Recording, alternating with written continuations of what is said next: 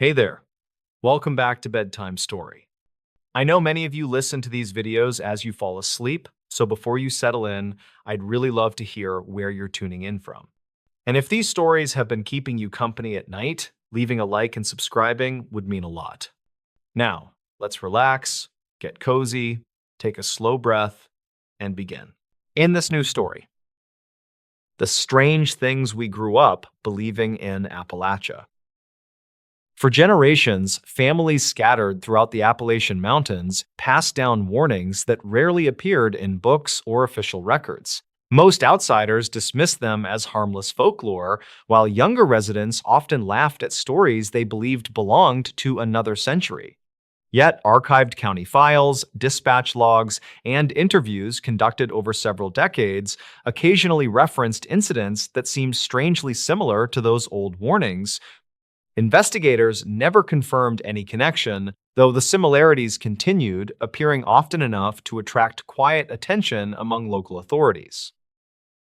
One of those accounts centered around Ethan Mercer, a 36-year-old survey technician from eastern Kentucky. Ethan spent his childhood in a small mountain community where older relatives repeated the same advice whenever children wandered into the woods after sunset. They were told never to answer a voice calling their name unless they could clearly see who was speaking. Adults refused to explain the reason, insisting only that the warning had existed long before any of them were born. Like most children, Ethan eventually dismissed the story as another attempt to keep curious kids away from dangerous terrain after dark.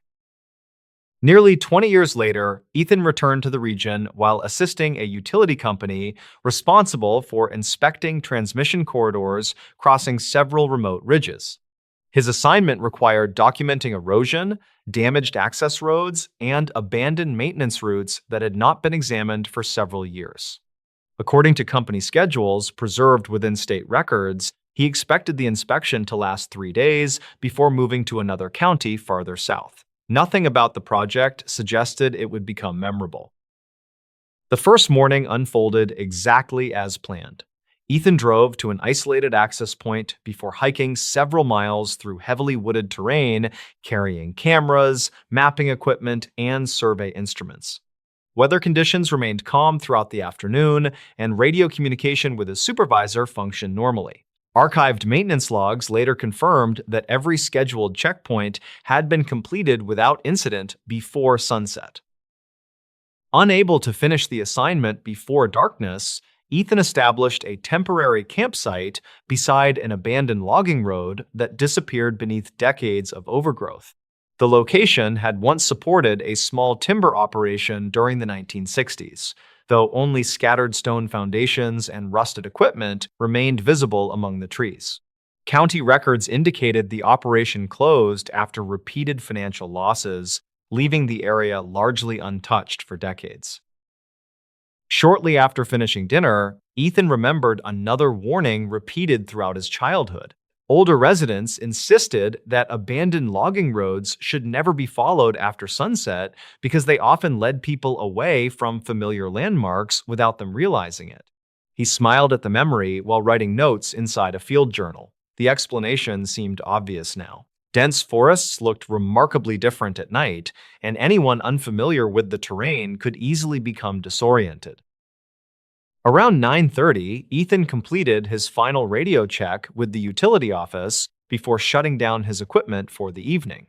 Dispatch records later confirmed that the transmission ended normally with no indication of concern. He secured food away from camp, extinguished most of the fire, and settled inside his tent expecting an uneventful night. The surrounding forest remained filled with ordinary sounds carried by insects and distant owls. Approximately 1 hour later, those sounds faded almost completely. Ethan noticed the silence immediately because it arrived so gradually that he could not identify the exact moment everything changed. He later described the forest as feeling unusually empty rather than frightening. According to an interview preserved within archived notes, the silence itself became more unsettling than any specific noise that followed. A few minutes later, he heard someone quietly speak his first name from somewhere beyond the trees.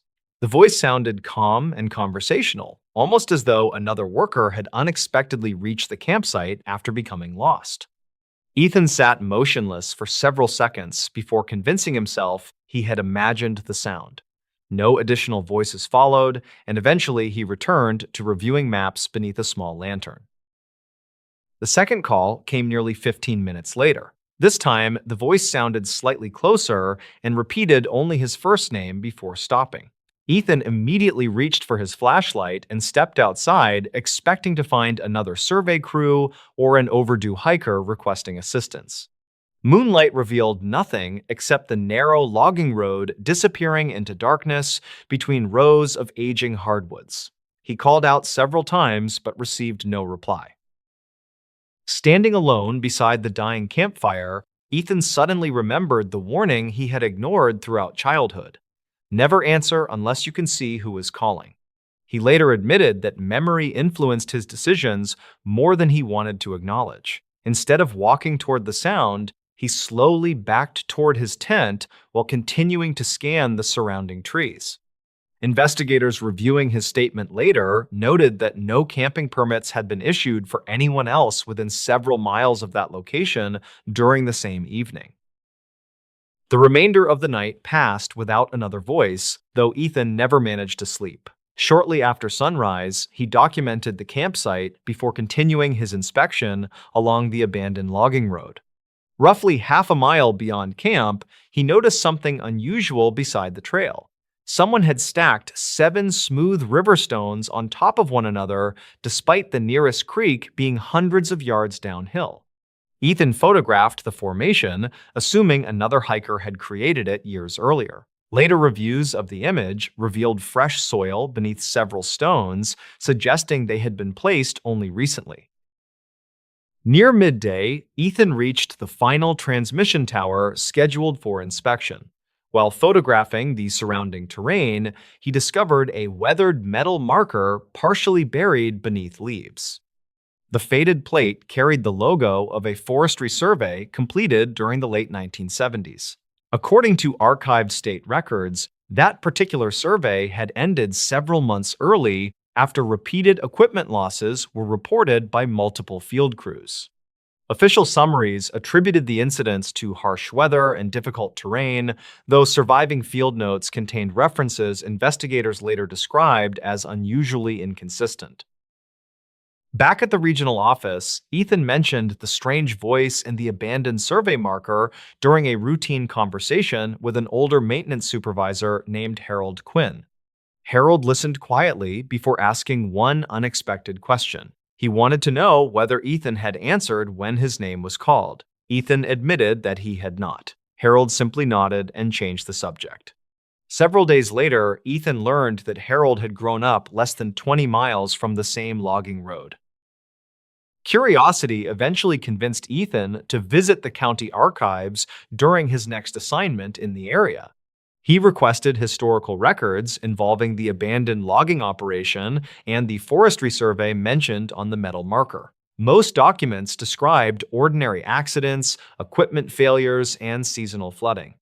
Hidden among those files, however, were several witness interviews from 2003 connected to a volunteer search effort after an elderly mushroom hunter failed to return home before nightfall. Dispatch logs indicated that search teams repeatedly believed they heard the missing man's voice calling from different directions throughout the forest. Every time rescuers moved toward the sound, it seemed to shift somewhere else.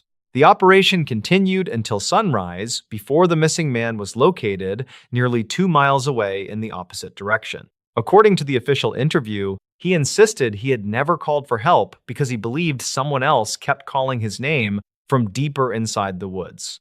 Investigators never confirmed whether environmental acoustics contributed to the confusion and records conflict regarding the exact timeline described by individual search volunteers. Ethan continued reviewing county files throughout the afternoon. Another report from 2009 described 2 wildlife photographers who abandoned an overnight trip after repeatedly hearing a familiar voice speaking from beyond the tree line. Neither photographer could identify the speaker, despite both insisting they recognized the voice immediately. Rangers investigating the report found no evidence that anyone else had entered the restricted section of forest during that weekend. Archive notes concluded that fatigue and unusual sound reflection likely contributed to the experience, although the investigators acknowledged several details remained unresolved. Before leaving the archives, Ethan met a retired deputy who happened to overhear his questions about the logging road. The deputy explained that older residents rarely discuss those stories with outsiders because they feared attracting unnecessary attention to places already considered dangerous due to rough terrain. He reportedly smiled before repeating the same sentence Ethan had heard countless times as a child. Never answer a voice unless you can see who is speaking. When Ethan asked where the warning originated, the retired deputy admitted that nobody in town seemed to know. They only knew the advice had existed for generations, and every few years another report quietly appeared in the county files. Several weeks passed before Ethan returned to the mountains, though this trip no longer involved utility work alone. With permission from his employer, he extended the assignment by a single day to revisit the abandoned logging road and compare modern conditions with locations described throughout the archived reports. State records confirmed no maintenance crews had entered that section of forest since his previous inspection. Weather conditions remained nearly identical to his first visit, providing investigators with what they later described as an unusually consistent comparison. Ethan reached the original campsite shortly before sunset and immediately noticed that the stacked stones he had photographed earlier were gone. The ground still showed faint impressions where they had rested, but the formation itself had completely disappeared. Assuming another visitor had removed them, he photographed the area again before establishing camp only a short distance away. Rangers later confirmed they found no evidence suggesting recent recreational activity within that part of the forest. Determined to document everything carefully, Ethan placed a small audio recorder outside his tent and activated a trail camera facing the abandoned road. Both devices displayed the correct date and time before darkness settled across the valley. Archived equipment logs later confirmed the batteries had been fully charged and operating normally before the recording began. The first several hours remained uneventful. Wind moved steadily through the hardwood canopy, while insects produced the same constant rhythm Ethan remembered from previous camping trips. Shortly after 11, the forest grew quiet once again. According to his written statement, the silence arrived so gradually that he recognized it only after realizing the insects had completely stopped. Moments later, someone quietly spoke his first name. The voice sounded almost identical to the one he remembered from weeks earlier. Ethan reportedly remained seated inside the tent without responding. Approximately 30 seconds later, the same voice repeated his name from what seemed to be a different location farther along the abandoned road. He switched off his lantern and listened carefully, refusing to answer despite every instinct telling him another person might genuinely need help. The voice never returned after midnight, but another sound replaced it. Slow footsteps began moving across dry leaves beyond the edge of camp. They never approached directly and never seemed to leave. Instead, the movement continued at an almost steady pace, as though someone walked a wide circle around the campsite without interruption. Ethan later estimated the pattern lasted nearly 40 minutes before fading into complete silence. At first light, he collected the recording equipment and began hiking toward the trailhead. Before leaving, he noticed something resting beside the abandoned road, approximately 20 yards from his tent. 7 smooth river stones had once again been stacked into the same narrow column shown in his earlier photographs. Ethan documented the formation from several angles before carefully measuring its location relative to nearby trees. According to his field notes, no footprints surrounded the stones despite soft ground left by overnight moisture. Back in town, Ethan reviewed the trail camera first. Hours of ordinary footage showed little more than branches moving in the wind and occasional nocturnal wildlife crossing the road. The period during which he remembered hearing the footsteps contained nothing unusual. every frame appeared empty. The audio recorder produced a different result. Although most of the night captured only wind and distant insects, one brief section contained what investigators later described as a faint vocal sound lasting less than 2 seconds. Audio specialists reportedly disagreed over whether the recording contained an actual human voice or natural environmental interference. Records conflict regarding the conclusions reached by separate reviewers. Ethan eventually submitted every photograph, recording, and written observation to forestry officials, believing the material might help explain similar reports preserved within county archives. Investigators examined the evidence over several months, but identified no indication of criminal activity, organized hoaxes, or unauthorized camps hidden within the surrounding mountains. The case remained open briefly before being closed without a definitive conclusion. Official summaries cited insufficient evidence to support any single explanation. Today, older residents throughout parts of Appalachia still repeat many of the same quiet warnings their parents once shared. Most younger people dismiss them as harmless traditions carried forward by isolated mountain communities.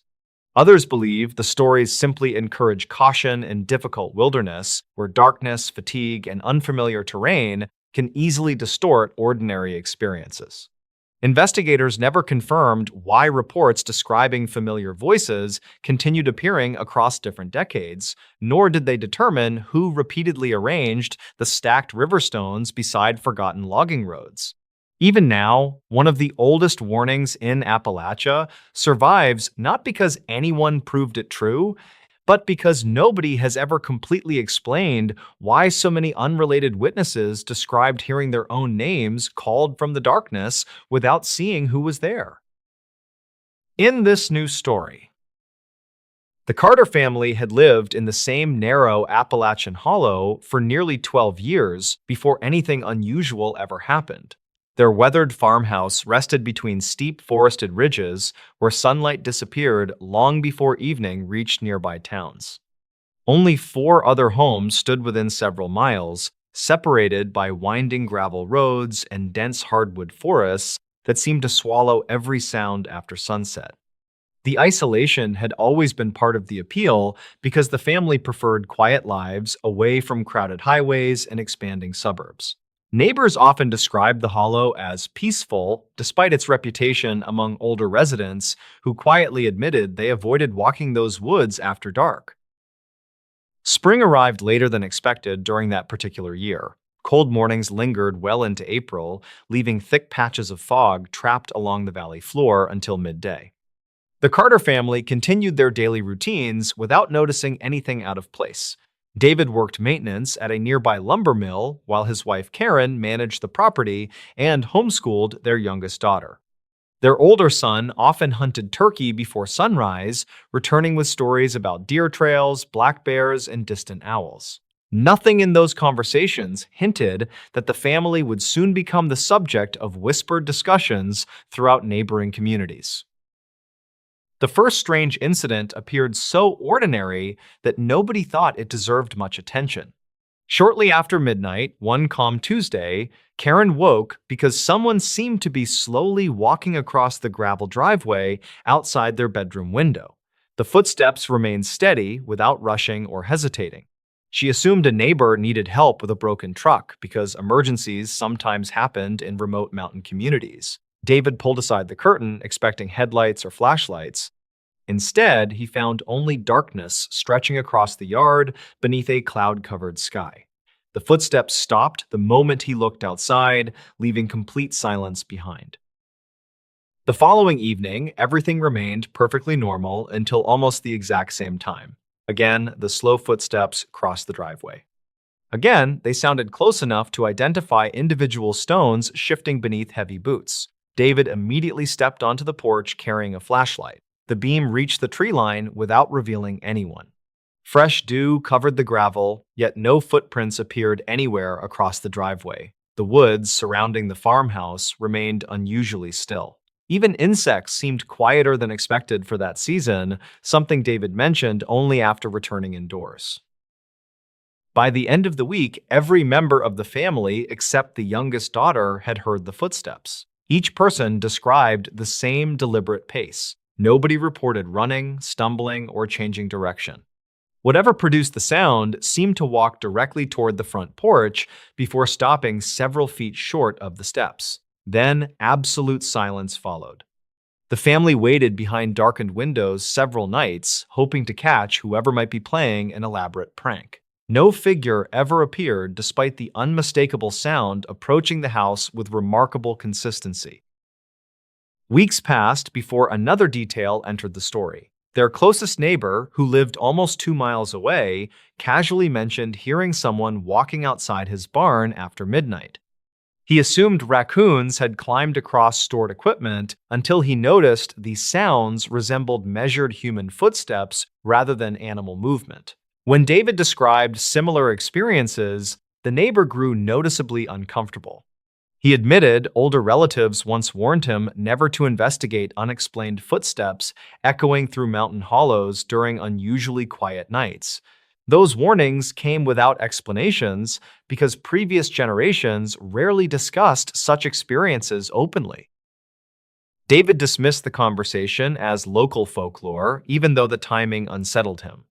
Rural Appalachian communities preserved countless stories passed through families for generations. Most involved cautionary tales meant to keep children away from abandoned mines, unstable cliffs, or unfamiliar strangers. He believed these newer rumors probably served the same purpose. Nevertheless, he installed brighter floodlights around the farmhouse and checked every window before sleeping. The lights illuminated nearly every corner of the property, making it difficult for anyone to approach unnoticed. Despite those changes, the footsteps continued exactly as before. Summer brought warmer temperatures and longer evenings. Friends visited for weekend cookouts, often staying well past sunset. Nothing unusual happened whenever guests remained outside. The strange sounds appeared only after everyone else had left and the family settled into bed. One visitor later remarked that the property felt unusually peaceful compared with neighboring valleys because almost no highway noise reached the hollow. Karen privately wondered whether that silence simply made ordinary nighttime sounds seem more disturbing. She tried convincing herself the explanation was psychological, yet every repeated incident chipped away at that confidence. One humid July night, the pattern unexpectedly changed. Instead of stopping near the porch, the footsteps slowly circled the entire farmhouse. Each family member listened while the unseen walker completed what sounded like a careful inspection around every exterior wall. Wooden boards occasionally creaked beneath invisible weight. Gravel shifted beside basement windows. Dry leaves rustled near the back entrance. David opened the rear door before the sounds reached that side of the house. Nothing stood beneath the floodlights except motionless trees swaying gently in the warm night air. Karen began recording dates and times inside a notebook. She hoped documenting each occurrence might reveal a logical pattern connected to weather, wildlife, or nearby activity. After several months, she noticed most incidents happened during calm evenings without strong wind or rain. The sounds almost never appeared during storms. They also seemed concentrated between midnight and 2 in the morning. Those observations fascinated David because they suggested consistency rather than random imagination. Still, neither explanation nor physical evidence emerged despite careful attention. In this new story, quiet California urban legends that people still whisper about at night. In 2022, state records from a coastal county in California detailed a series of strange occurrences involving hikers. Local authorities reportedly investigated multiple claims of unidentified figures moving through the dense fog during the early morning hours near Big Sur. These archived notes suggest that several individuals vanished without a trace while walking along the well-marked trails of the region. Investigators never confirmed any foul play, yet some locals claim that certain sections of the forest should remain completely avoided. The official dispatch logs indicate that search parties found only abandoned equipment left behind by the missing people during late autumn. Mark was a 34-year-old park ranger who worked specifically within the rugged terrain of the Central Coast. His daily job required him to monitor wildlife patterns and maintain the safety of the various trails used by seasonal tourists. He arrived at the remote observation station with the goal of documenting local coyote populations for a state-funded study. Records conflict regarding his exact location during the final hours of his shift before he failed to check in officially. The county file from 2009 mentions that no distress signal was ever received from his standard-issue radio equipment. Mark reportedly left his official vehicle parked at the trailhead with the engine still running and the driver door open. The search team discovered a set of footprints that appeared to lead directly into a solid wall of thick brush. Archive notes from the investigation describe how the tracks stopped abruptly, as if the person had simply vanished into thin air. State records indicate that the soil around the tracks showed no signs of a struggle or any other human presence. Investigators never confirmed if the footprints belonged to Mark or if another person had been walking in that specific area. The county file from 2009 remains one of the most puzzling cases for the local sheriff department to solve. Some locals claimed that they heard a metallic tapping sound coming from the canyon for several nights after he disappeared. Sarah was a 28-year-old freelance photographer who traveled to the area to capture the unique natural light. She spent most of her time near the cliff edges where the Pacific Ocean meets the rocky shoreline of Northern California. Her purpose for being in the location was to complete a series of images for a prestigious travel magazine project. Sarah reportedly told her friends that she felt a strange sensation of being watched while she was taking her photographs. State records show that her last social media post was a photo of the ocean taken at 4 in the afternoon. The image appears to show a dark shape standing just behind a cluster of trees on the edge of the cliff. Dispatch logs reveal that several residents called the police to report a woman screaming near the beach that same evening. Investigators never confirmed the source of the screams, and they found no evidence of any person being in distress there. Archive notes describe how her car was found, with the keys still in the ignition and her wallet on the seat. Some locals claimed that the coastal fog can play tricks on the ears and make the wind sound like human voices. State records from 2023 indicate that a commercial diver found a small piece of blue fabric near the rocks. This fabric reportedly matched the color of the jacket Sarah was wearing on the day that she was last seen alive. The small-town residents often speak about a third individual named David, who was a 40-year-old local historian. David spent many years collecting old maps of the Sierra Nevada mountains to find the location of the lost village. The county file from 2009 includes a map that he had hand-drawn with several red circles on it. State records show that he purchased a large amount of survival gear just 2 days before he left for his trip. Some locals claimed that David believed the lost village was protected by people who did not want to be found. Investigators never confirmed if he reached his destination, but they found his empty tent near a remote mountain stream. Archive notes mention that the tent was torn from the inside as if something was trying to get out quickly. A local rancher reportedly told the sheriff that he saw a group of men dressed in dark clothing near the stream. Dispatch logs from 2015 indicate that the rancher was considered a reliable witness by the local authorities at the time. State records show that the men were never identified and they seem to have no connection to the nearby towns. Records conflict regarding whether the men were carrying tools or if they were simply walking through the dense forest area. Investigators never confirmed if these men were related to the disappearance of David or the other missing hikers in California. The county file from 2009 mentions that several other historians had disappeared in the same region over decades. Some locals claimed that there are secret tunnels under the mountains that date back to the time of the gold rush. State records indicate that no such tunnels have ever been officially discovered by geologists or by any modern survey teams. Archived notes from 2012 describe a series of low-frequency vibrations that were recorded by seismic sensors in the area. Investigators never confirmed the cause of these vibrations, but they noted that the local wildlife became very agitated and loud. Records conflict on whether these events are linked to the urban legends that continue to haunt the rural coastal towns. Another report in the dispatch logs from 2019 describes a driver who claimed to see a transparent figure on Highway 1. The driver was a 50-year-old long-haul trucker who had been working the California routes for 20 years. He reportedly saw a person standing in the middle of the road during a heavy rainstorm near the Big Sur Bridge. State records show that he slammed on his brakes, but there was no impact and no body was ever found.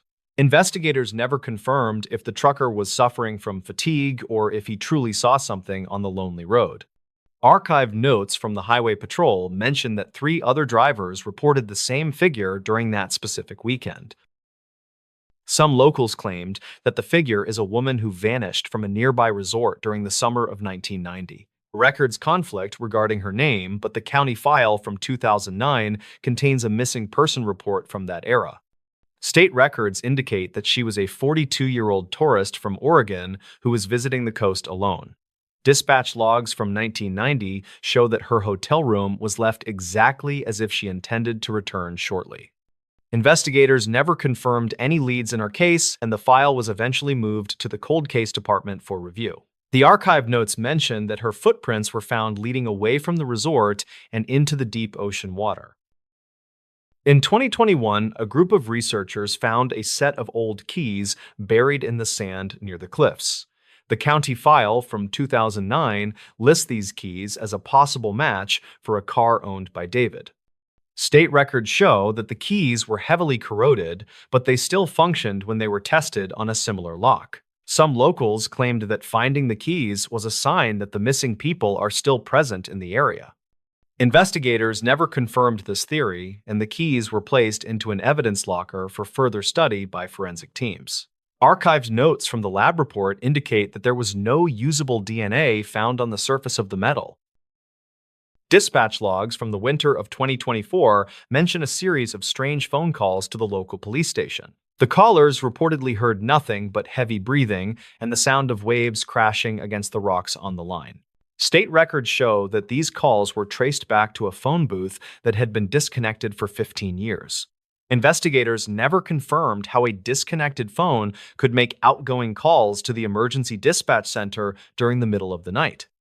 Records conflict on whether this was a technical glitch in the aging phone system or a series of deliberate pranks. Some locals claimed that the calls always happen on the anniversary of the major disappearances in the coastal region.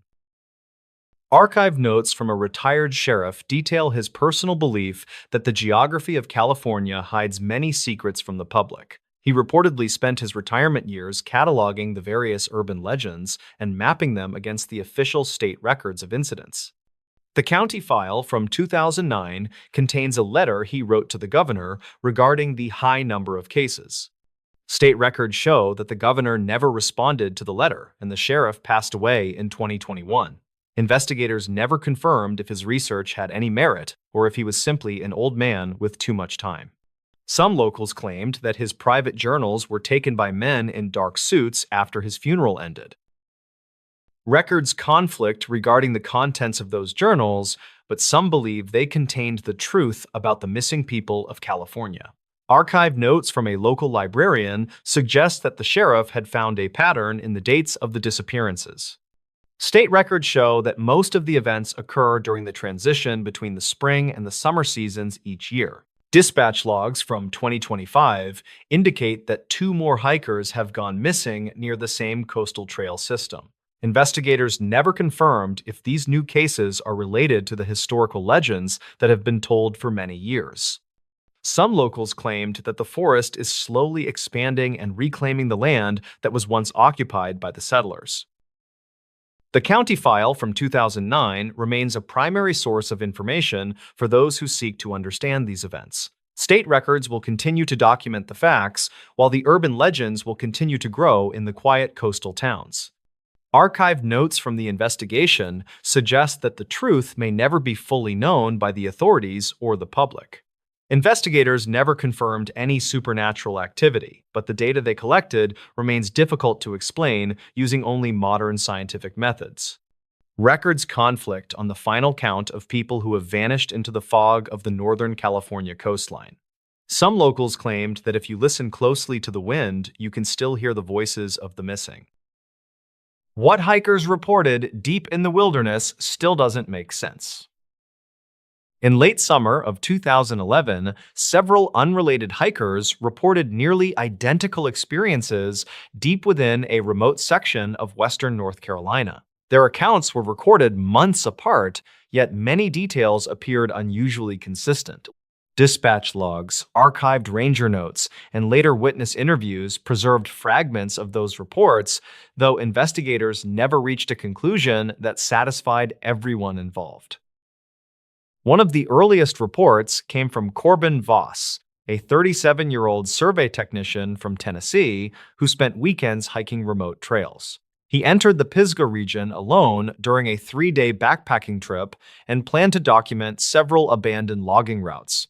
According to trail records, he checked in at a ranger station shortly after sunrise and appeared calm before beginning his hike. Weather conditions remained stable throughout the day, and no warnings had been issued for that section of forest. Corbin covered nearly 12 miles before establishing camp near a narrow ridge overlooking a heavily wooded valley. He later stated that nothing unusual occurred until shortly after dusk, when distant sounds began echoing through the trees. At first, he assumed another group occupied a nearby campsite, though no fires or lights appeared anywhere below him. The sounds reportedly resembled brief conversations carried by wind, yet every attempt to identify their source failed. Around 10 that evening, Corbin heard what he believed were footsteps approaching from the eastern side of camp. The movement stopped whenever he shined his flashlight toward the trees. Several minutes later, the same pattern repeated from a different direction. He described the experience in a written statement submitted after returning home. According to archive notes, he eventually remained awake until dawn because the sounds continued at irregular intervals. The following morning revealed no obvious explanation. Corbin found no footprints near his campsite, despite damp soil that should have preserved tracks clearly. He also noticed something that later became important during the investigation. Several small stones had been arranged beside the trail leading away from camp. The formation appeared deliberate, though investigators later suggested natural causes could not be ruled out. Corbin photographed the stones before continuing his hike deeper into the wilderness. Approximately 4 months later, a second report emerged from a woman named Tessa Crowley, a 42-year-old physical therapist from Virginia. She visited the same general region while training for a long-distance hiking event. Tessa reportedly knew nothing about Corbin's experience. Nevertheless, her statement contained details that closely matched information contained within county files from earlier reports. Rangers noticed the similarities only after reviewing records during the following year.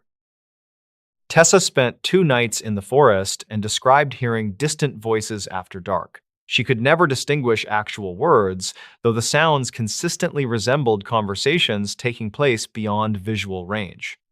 During her second evening, she reportedly heard footsteps circling her campsite for nearly an hour. Whenever she moved toward the noise, complete silence followed immediately. Investigators later confirmed that no other hikers had registered nearby during that period. The most unusual detail appeared shortly before sunrise. Tessa woke unexpectedly and discovered several stones arranged near a fallen log approximately 30 yards from camp. She later claimed the arrangement had not been present before darkness arrived. Archived ranger notes from 2012 mention photographs taken at the scene, though some records indicate those images were later misplaced. Investigators never confirmed whether the stones had any connection to other reports. As similar accounts accumulated, officials began examining earlier records stored in regional archives. A county file from 2009 referenced a search and rescue volunteer who described hearing distant conversations while assisting during a missing person operation. Another report from 2007 mentioned unexplained footsteps around a temporary camp established by forestry workers. Although details varied, recurring elements appeared often enough to attract attention from local authorities. By 2013, discussions about the reports reached several outdoor organizations operating throughout the Appalachian region. Some members believed environmental conditions created auditory distortions capable of producing convincing illusions. Others pointed toward wildlife activity, arguing that unfamiliar sounds frequently become exaggerated after darkness settles across remote landscapes. Investigators explored both possibilities, yet neither explanation accounted for every detail contained within witness statements. Records conflict regarding several observations, leaving significant gaps in the timeline. One incident from that year generated particular interest. A pair of hikers named Leland Burke and Owen Mercer entered the wilderness for a weekend photography trip. Both men were experienced outdoorsmen who routinely traveled through isolated terrain. According to their statements, they heard voices shortly after sunset while preparing dinner beside a stream. Neither individual could identify specific words, though both agreed the sounds resembled a conversation occurring just beyond sight. Leland later reported seeing a light moving slowly between distant trees across the valley.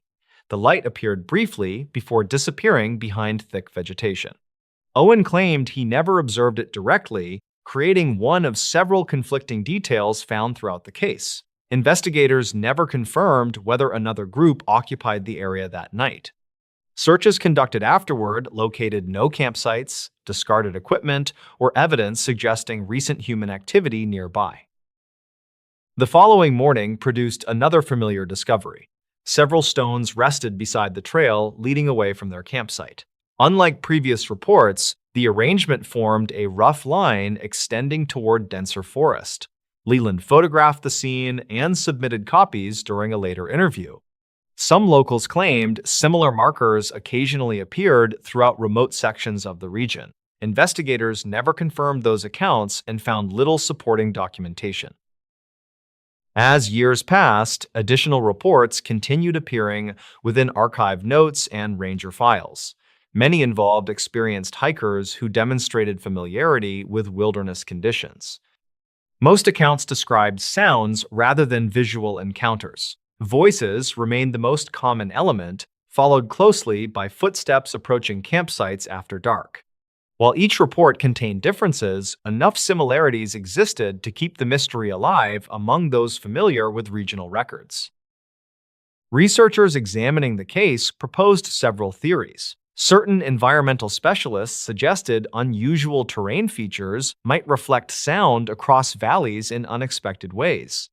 Under specific conditions, conversations occurring miles away could reportedly seem much closer than reality. Wildlife experts offered alternative explanations involving nocturnal animals whose calls occasionally resemble human voices. Neither theory addressed the recurring stone arrangements mentioned across multiple reports, separated by years and involving unrelated witnesses. A review conducted during 2019 attempted to organize every available statement into a single timeline. Investigators compared dispatch logs, archive notes, witness interviews, and state records gathered over more than a decade. Their findings revealed no evidence of criminal activity, organized hoaxes, or coordinated fabrication. However, they also failed to identify any explanation capable of connecting every reported detail. Several key documents referenced observations that could no longer be verified because supporting material had disappeared. Today, hikers continue traveling through the same wilderness without incident every year. Most never experience anything unusual and return home with ordinary stories about mountain views and long trails. Yet, scattered among those routine accounts remain a small number of reports that sound remarkably similar to statements recorded years earlier. Investigators never confirmed what caused the voices, the footsteps, or the carefully placed stones. Deep within that section of forest, what several hikers reported still doesn't make sense. The strange things that happened during those June nights. Deep within the heavy, humid swamps of southern Louisiana, an isolated botanical expedition encountered something entirely unexplained. During the sweltering hot summer of 2017, two highly dedicated researchers established a remote camp. What they recorded over 3 continuous, terrifying nights remains a highly contested mystery among local authorities today. Archived notes from their official state investigation reveal a disturbing timeline that defies simple, logical, scientific explanation. Mark was a 32-year-old professional field botanist tasked with documenting rare endangered swamp orchids. His capable working partner was a 29-year-old highly experienced wildlife photographer named Lisa. Their primary scientific objective required them to camp deep inside the remote bayou away from established trails. The official county file from 2009 mentioned highly unusual animal migration patterns throughout that region. They safely arrived on June 12th and immediately began setting up their heavy equipment near dark water. The first quiet night passed without any significant dangerous incidents as the thoroughly exhausted researchers slept soundly. State records confirm that severe scattered thunderstorms unexpectedly bypassed their specific location despite highly ominous weather predictions. However, Lisa woke up shortly after midnight because she heard strange, heavy splashing sounds near the bank. She initially assumed a curious large alligator was investigating their sealed waterproof containers near the muddy shore. When she cautiously shined her heavy flashlight outside, the heavy splashing sounds instantly ceased in the darkness. Mark quickly discovered a series of massive, deep indentations in the damp soil the following humid morning. The strange, deep tracks were vaguely humanoid in shape, but they sank nearly 4 inches into mud. Some locals claimed a rogue commercial trapping outfit operated illegally nearby, but investigators never confirmed those rumors. Mark carefully photographed the bizarre muddy footprints and noted that the stride length indicated a tall creature. He calmly rationalized that rapidly rising swamp water might have dangerously distorted ordinary wild animal tracks overnight. The highly stressful situation escalated drastically during their second dark night when an awful chemical smell arrived. Reportedly, the foul, suffocating odor resembled rotting meat mixed heavily with the sharp scent of raw sulfur. Both dedicated researchers immediately woke up coughing violently and struggling to breathe properly inside their small tents. Lisa quickly grabbed her emergency satellite radio to call for immediate outside assistance, but only received static. Dispatch logs show no emergency distress calls were ever successfully recorded by the regional ranger station then. Suddenly, a massive, unseen heavy force violently shook the solid ground and collapsed the aluminum tent frame. Mark scrambled frantically into the dark open clearing and desperately aimed his high-powered thermal imaging camera. The glowing digital screen instantly revealed an enormous, intense heat signature standing perfectly still behind a cypress.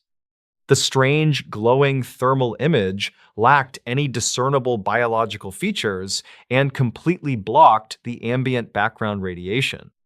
Records conflict regarding exactly how long they silently watched the imposing bright anomaly before it slowly retreated. Morning light quickly revealed that their specialized digital navigation equipment was completely shattered into tiny, useless pieces. Mark frantically insisted they absolutely needed to abandon their remaining camping gear and hike toward the highway. Lisa completely agreed, but they soon realized their backup analog compasses were displaying erratic magnetic directional headings. They were effectively hopelessly lost in a massive, unforgiving wilderness region known for disorienting, highly experienced survivalists. The desperate, anxious botanists decided to blindly follow the slow river current, hoping it intersected a road. They hiked for 12 grueling, painful hours through thick, thorny underbrush while constantly feeling intensely directly watched. Archived notes from Lisa stated she repeatedly caught brief, terrifying glimpses of pale, smooth objects moving swiftly. Every single time she abruptly stopped to point out the hidden observer, the pale, unknown shapes vanished.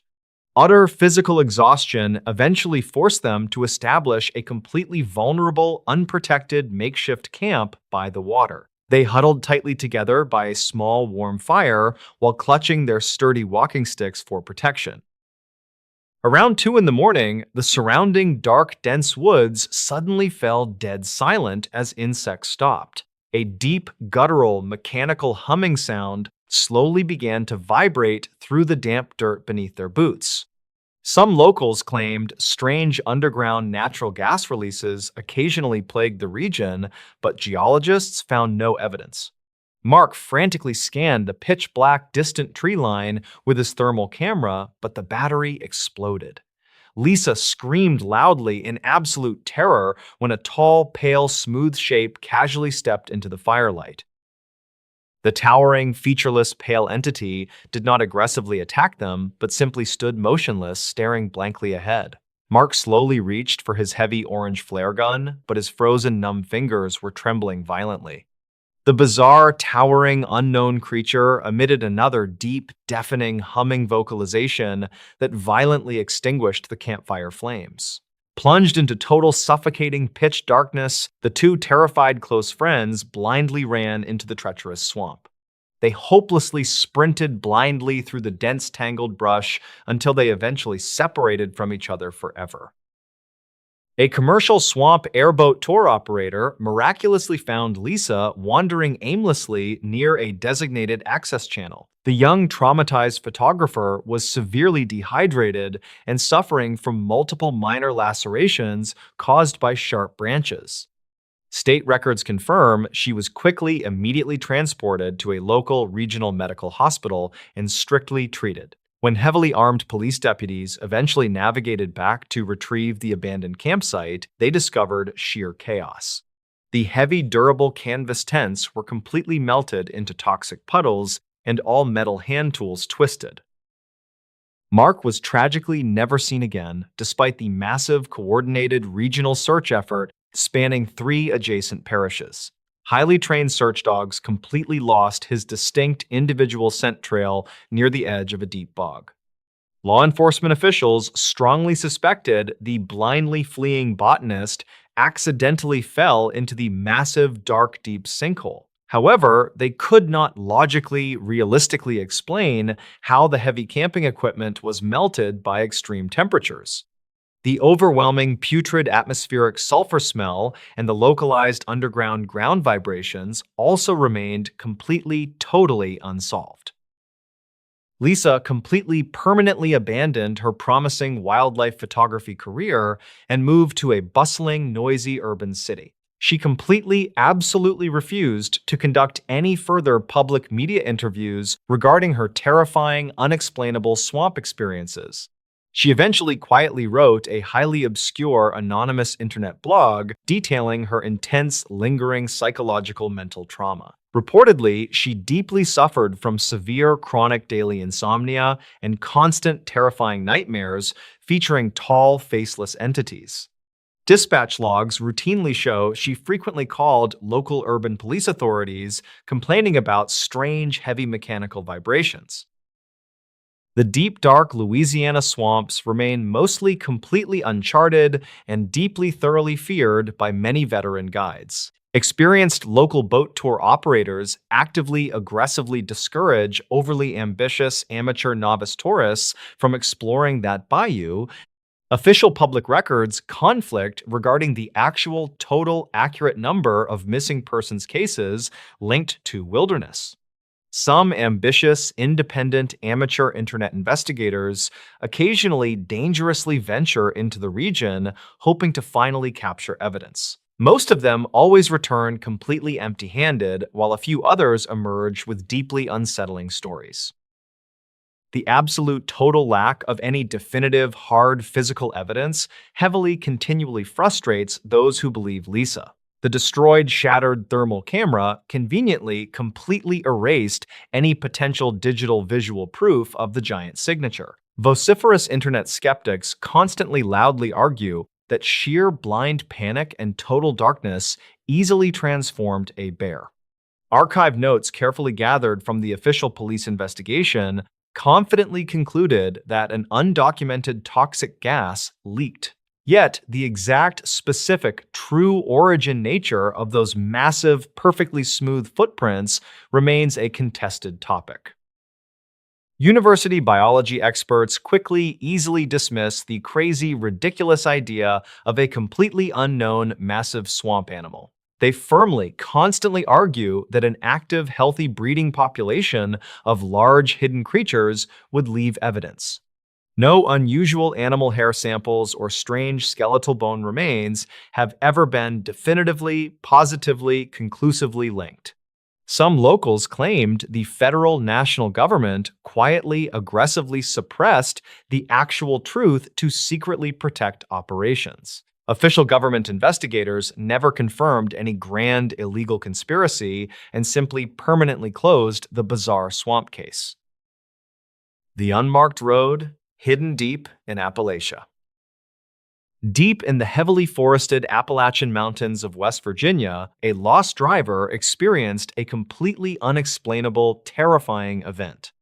During the bitter winter of 2020, a dedicated commercial trucker encountered something that defies basic, logical, scientific explanation. What local authorities eventually uncovered completely destroyed the quiet, peaceful illusion of that specific, dark, rural mountain community forever. Archived notes from the massive official investigation describe a highly disturbing timeline of events that still haunts state police today. 42-year-old Arthur Pendleton worked as a dedicated commercial transport driver, simply trying to finish his route. His isolated route forced him through a highly outdated rural mountainous region located miles away from any major modern interstates. His primary daily objective required him to safely deliver heavy industrial equipment completely alone during the long, dark winter nights. The county file from 2009 actually mentioned several highly unusual missing traveler cases originating from that exact region. Arthur arrived on November 12th and immediately began carefully navigating the icy, narrow roads while listening to the quiet radio. The first quiet, freezing hours passed entirely without any significant dangerous incidents, as the exhausted driver cautiously navigated sharp turns. State records confirm that severe, scattered winter storms unexpectedly bypassed their specific elevation despite highly ominous regional weather forecast predictions. However, Arthur stopped his massive truck shortly after midnight because he clearly saw a massive fallen tree blocking the highway. He initially assumed a severe winter windstorm had aggressively knocked the massive dead pine completely across the designated rural road. When he cautiously looked directly at his digital navigation map, he noticed a highly obscure, unmarked dirt bypass road nearby. Arthur aggressively turned his heavy commercial vehicle onto the unpaved path, hoping to safely bypass the massive, solid wooden obstruction. The highly stressful situation escalated drastically during that dark hour when an awful chemical smell suddenly arrived continuously inside there. Reportedly, the foul, suffocating odor tightly resembled burning synthetic plastic, mixed heavily with the sharp scent of raw industrial sulfur. The isolated, terrified driver immediately started coughing violently and aggressively struggling to breathe properly inside the completely sealed truck cabin. Arthur quickly grabbed his portable emergency radio to call for immediate outside medical assistance, but only received loud, aggressive static. Dispatch logs show no emergency distress calls were ever successfully officially recorded by the regional sheriff department during that night. Suddenly, a massive, unseen, heavy physical force violently shook the solid dirt foundation and violently rattled the thick truck windows. Arthur scrambled frantically behind the heavy wooden steering wheel and desperately aimed his high-powered security flashlight toward the trees. The glowing beam instantly revealed an enormous, intense, dark mass standing perfectly still directly behind the parked commercial delivery truck. The strange dark anomaly lacked any discernible biological features and completely blocked the normal, bright ambient light from the moon. Records conflict regarding exactly how long he silently, terrifyingly watched the imposing tall anomaly before it slowly, finally, silently retreated. Arthur frantically, urgently insisted he absolutely needed to completely abandon the dangerous dirt road and aggressively reverse his heavy vehicle. He completely strongly pushed the heavy transmission lever, but he soon realized the main electrical engine panel was displaying sparks. He was effectively hopelessly trapped inside a massive, unforgiving wilderness region known for permanently disorienting, highly experienced commercial delivery drivers. The desperate, anxious driver decided to blindly, violently run toward the back, hoping to retrieve his heavy defensive metal tools. He confidently, blindly sprinted continuously through the freezing dark dirt road until he eventually physically discovered massive, strange, deep tracks. Arthur remained entirely, completely, silently hidden behind the thick, solid metal trailer while intensely listening for any sudden, aggressive movements. Archived notes from Arthur stated he repeatedly caught brief, terrifying glimpses of pale, smooth, large objects moving swiftly near trees. Every single time he abruptly, cautiously raised his head to firmly point out the hidden observer, the pale shapes vanished. Utter physical mental exhaustion eventually heavily forced him to quickly, carefully establish a completely vulnerable, unprotected defensive position down low. He huddled tightly safely against the heavy metal tires while strongly clutching a heavy steel wrench for absolutely necessary protection. Around 2 in the freezing morning, the surrounding dark, dense woods suddenly fell, totally dead silent as freezing winds stopped. A deep, guttural, mechanical humming sound slowly, continuously began to violently vibrate through the damp dirt beneath the rubber tires. Some locals claimed strange underground natural gas releases occasionally plagued the Appalachian region, but geologists officially formally found zero evidence. Arthur frantically, aggressively scanned the pitch-black distant tree line with his heavy flashlight, but the expensive digital battery died. He silently screamed internally in absolute, sheer, unadulterated terror when a tall, pale, smooth shape casually stepped near the vehicle. The towering, featureless, pale entity did not overtly, aggressively attack the reinforced metal, but simply stood motionless, completely staring blankly. Arthur slowly, hesitantly gripped his heavy steel wrench tightly, but his frozen, numb fingers were constantly, heavily trembling, extremely violently. The bizarre, towering, unknown creature emitted another deep, deafening, humming vocalization that violently, instantly, completely shattered the thick truck windows.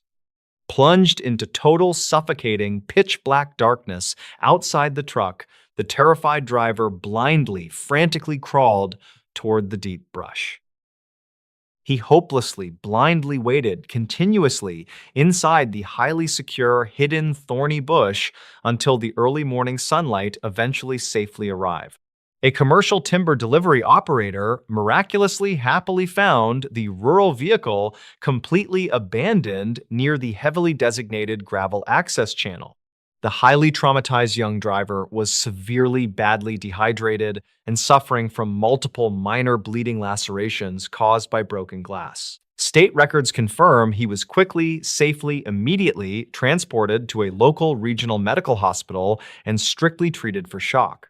When heavily armed local police deputies eventually carefully, safely navigated back to retrieve the abandoned truck, they discovered sheer chaos. The heavy, durable steel vehicle doors were completely, entirely melted into toxic puddles, and all metal engine components were twisted. Arthur was tragically completely unable to mentally process his terrifying experience, despite the massive, highly coordinated regional psychological support presence. Highly trained tracking search dogs completely, entirely lost any distinct individual scent trails near the steep edge of the woods. law enforcement officials firmly suspected the blindly, quickly fleeing driver accidentally entirely hallucinated the terrifying, massive, deep, dark entity. However, they absolutely could not logically, realistically explain how the heavy steel doors were completely melted by extreme high temperatures. The overwhelming, putrid atmospheric sulfur smell and the highly localized underground ground vibrations also strictly remained completely, totally, officially unsolved. Arthur completely, permanently, fully abandoned his promising commercial transport delivery plans and rapidly moved to a bustling, noisy, populated city. He completely, absolutely, strictly refused to conduct any further public media interviews regarding his terrifying, unexplainable, deep, dark road experiences. He eventually, quietly, safely wrote a highly obscure, completely anonymous internet blog detailing his intense, lingering, severe, heavy psychological trauma. Reportedly, he deeply, severely suffered from chronic daily heavy insomnia and constant terrifying nightmares featuring tall, faceless, smooth, looming entities. Dispatch logs regularly show he frequently frantically called local urban police authorities, continually complaining about strange, heavy mechanical vibrations. The deep, dark, isolated, unmarked mountain road remains mostly completely thoroughly abandoned and deeply heavily feared by many local residents. Experienced local rural highway patrolmen actively, aggressively, strictly discourage overly ambitious amateur novice drivers from widely exploring that specific acreage. Official public state records conflict regarding the actual, total, highly accurate number of missing traveler cases strictly linked to wilderness. Some ambitious, independent amateur internet investigators occasionally dangerously completely venture into the dark, unmarked road, hoping to finally capture evidence. Most of them always safely return completely empty-handed, while a few others quickly emerge with deeply unsettling, disturbing stories. The absolute, total, complete lack of any definitive, hard physical evidence heavily, continually, profoundly frustrates those who genuinely believe Arthur. The completely destroyed internal security cameras conveniently, completely, permanently erased any potential digital visual proof of the giant outside entity. Vociferous internet online skeptics constantly, loudly, aggressively argue that sheer blind panic and total utter darkness easily successfully transformed reality.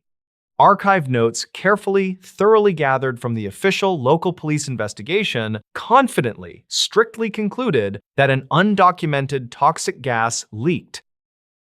Yet the exact, highly specific, true physical origin nature of those massive, perfectly smooth circular tracks remains completely officially contested. University biology science experts quickly, easily, permanently dismiss the crazy, ridiculous, bizarre idea of a completely unknown, massive humanoid animal. They firmly, constantly, strongly argue that an active, healthy, massive breeding population of large hidden creatures would leave physical evidence. No unusual animal organic hair samples or strange skeletal biological bone remains have ever been definitively, positively, completely, conclusively linked. Some locals claimed the federal, national, centralized government quietly, aggressively, permanently suppressed the actual truth to secretly protect classified operations. Investigators never confirmed any grand, illegal, hidden conspiracy and simply, safely, permanently, officially closed the bizarre, terrifying, unmarked road case. Arthur constantly refuses to leave his secure concrete urban apartment whenever the winter season finally slowly descends upon the city. He strictly, violently demands that every single heavy deadbolt lock remains securely fastened throughout the entire duration of the night. The actual, absolute, terrifying truth hiding deep within those ancient, desolate Appalachian Mountains might never be completely, fully understood logically. Perhaps some dense, dark, forgotten regions of the deep American wilderness are genuinely meant to remain completely, entirely undiscovered forever. The Whispering Ridges of Blackwood Canyon. The eastern slopes of the mountain range remained largely unmapped during the late 19th century, attracting only the most resilient timber cruisers and surveyors. In the autumn of roughly 80 years ago, a team of 4 experienced land surveyors established a base camp in a deep, heavily forested valley known locally as Blackwood Canyon. Their objective was to plot the boundaries of a proposed timber reserve, a task requiring them to spend several weeks in total isolation from the nearest settlement. The environment was characterized by dense stands of old-growth Douglas fir, steep rocky terrain, and a silence so profound that the men initially remarked on the complete absence of typical forest sounds. By the 4th day of the expedition, the routine nature of their work began to shift, as a series of unexplained auditory sensations disrupted the camp. The men reported hearing what sounded like distant, rhythmic chanting that seemed to emanate directly from the stone walls of the canyon rather than from any distinct physical source.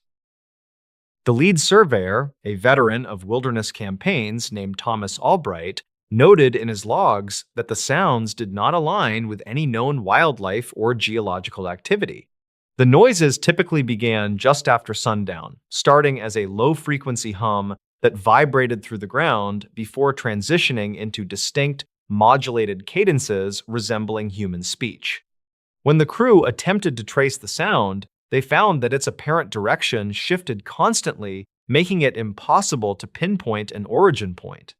The younger members of the crew, including a transit operator named Edward Lynn, expressed growing discomfort, describing a sensation of intense pressure in their ears whenever the chanting commenced. Despite their unease, the team maintained their daily schedule, attributing the phenomenon to unusual wind currents passing through the narrow rock formations higher up the ridge. However, the lack of any significant wind during those chilly, still autumn nights quickly complicated that rationalization. As the first week drew to a close, the auditory disturbances escalated from distant hums to loud, distinct vocalizations that appeared to occur much closer to the perimeter of their camp. On the night of October 12th, all 4 men awoke simultaneously to the sound of a single, sustained note that seemed to vibrate the very canvas of their tents. Albright exited his tent with a lantern, but found nothing in the surrounding woods, except for a peculiar, localized mist that hung low to the ground despite a clear sky overhead. The camp dog, a large retriever known for its reliable tracking instincts, refused to leave the shelter of the supply wagon and spent the remaining hours of the night whimpering. The next morning, the crew discovered that their brass surveying instruments, which had been securely locked in wooden cases, were completely out of alignment, their delicate internal needles pointing wildly away from magnetic north. The psychological toll of the continuous, unexplained noise began to manifest in the behavior of the crew members, who reported experiencing vivid, recurring dreams of vast subterranean spaces. Lynn, in particular, became increasingly obsessed with the idea that the sounds were a form of communication, spending his evening hours sitting at the edge of the firelight, listening intently to the darkness. His journals from that week contained frantic attempts to transcribe the phonetic patterns of the chanting, resulting in pages of repetitive, nonsensical symbols that bore no resemblance to any known language. The other men attempted to dissuade him from his isolation, but a growing sense of irritability and mutual suspicion began to fracture the group dynamic. The shared perception of an unseen, listening presence in the valley created an atmosphere of pervasive dread that made sleep nearly impossible. By mid-October, the weather turned sharply colder, bringing heavy frost but no wind to explain the persistent acoustic phenomena. The team decided to accelerate their fieldwork in order to leave the canyon ahead of schedule, working longer hours in the rugged upper terrain. During these daytime excursions, the men began to experience sensory distortions, reporting that the forest appeared strangely flat and devoid of color, as if a thick veil had been drawn over the landscape. They also noted that their perception of time seemed heavily altered, with hours passing in what felt like mere moments, or conversely, a single afternoon stretching out into an agonizingly long ordeal. On several occasions, members of the party became momentarily separated in wide-open clearings, only to find themselves completely disoriented and unable to locate their companions who were standing less than 50 yards away. The peak incident occurred on the night of October 20th, during a period of total atmospheric stillness. The chanting, which had been absent during the day, returned with an unprecedented intensity that made conversation within the camp impossible without shouting. According to later accounts collected from the survivors, the sound did not seem to travel through the air, but rather originated from within their own skulls, creating an intense throbbing sensation behind their eyes. At approximately midnight, Lin abruptly stood up from his bed, walked past his companions without speaking, and strode directly into the unlit forest toward the steepest section of the canyon wall.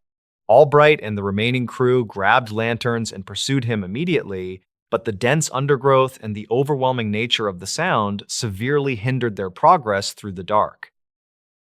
They followed the sound of Lin crashing through the brush until they reached the base of a massive, sheer cliff face where the acoustic vibrations were so intense that the lantern glass began to shatter. Through the dim, flickering light of the remaining lanterns, the men observed Lin standing motionless against the rock, his head tilted back as if looking toward the summit. When Albright approached to pull him away, Lin turned around, exhibiting a state of profound shock, his eyes wide and completely unblinking. He insisted that the wall of rock was no longer solid, but rather a vast opening leading into a brightly lit space filled with moving figures. The other crew members saw only the solid gray expanse of limestone, but the discrepancy in their perceptions caused an immediate, panicked retreat back to the main camp. The following morning, the team abandoned the majority of their heavy equipment and began a rapid descent out of Blackwood Canyon, determined to reach the nearest logging outpost. Lin remained in a catatonic state during the entire trek, requiring physical assistance to walk and showing no awareness of his surroundings. The remaining 3 men were plagued by a persistent ringing in their ears and a deep physical exhaustion that did not subside even after they exited the valley. Upon reaching safety, the surveyors underwent medical evaluations where doctors noted that all 4 men exhibited symptoms typically associated with extreme prolonged exposure to low-frequency vibrations, including inner ear damage and severe cognitive disorientation. An official investigation into the incident was launched by the Regional Surveying Office, primarily to recover the expensive abandoned equipment and to verify the claims made by the crew. A secondary team of surveyors, accompanied by 2 local law enforcement officers, entered Blackwood Canyon 3 weeks after the original party had fled. They located the base camp intact, though they noted that the surrounding vegetation showed unusual signs of localized desiccation, with leaves and pine needles scorched as if subjected to intense heat, despite no evidence of an actual fire. The brass instruments were recovered from their boxes, but examiners later determined that their metal components had become permanently demagnetized, rendering them completely useless for future geographic work. The second expedition experienced none of the acoustic phenomena reported by Albright's crew, finding the valley to be entirely quiet and unremarkable. They concluded that the original team had likely suffered from a form of collective hysteria brought on by the extreme isolation, poor rations, and the deceptive echoes common to narrow, rocky canyons.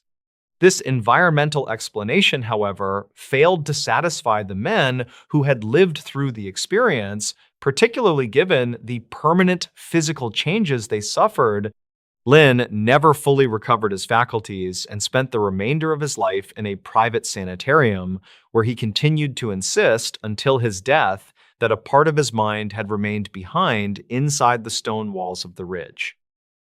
The case of Blackwood Canyon was eventually archived in regional historical records as a curious footnote in the mapping of the territory, largely forgotten by the public.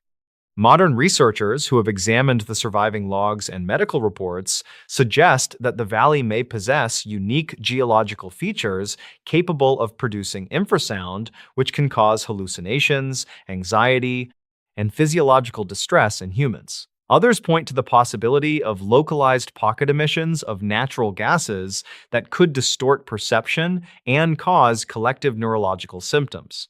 To this day, the exact nature of what the surveyors encountered in that isolated valley remains unresolved, leaving behind only the eerie, unsettling testimonies of the men who heard the ridges whisper. The lingering questions surrounding the event continued to discourage further development in Blackwood Canyon for decades after the survey team's disastrous expedition.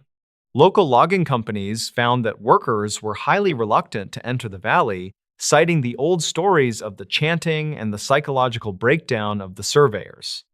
Even when high-quality timber became scarce in adjacent areas, the canyon remained untouched, preserved by a reputation that time did not seem to dim.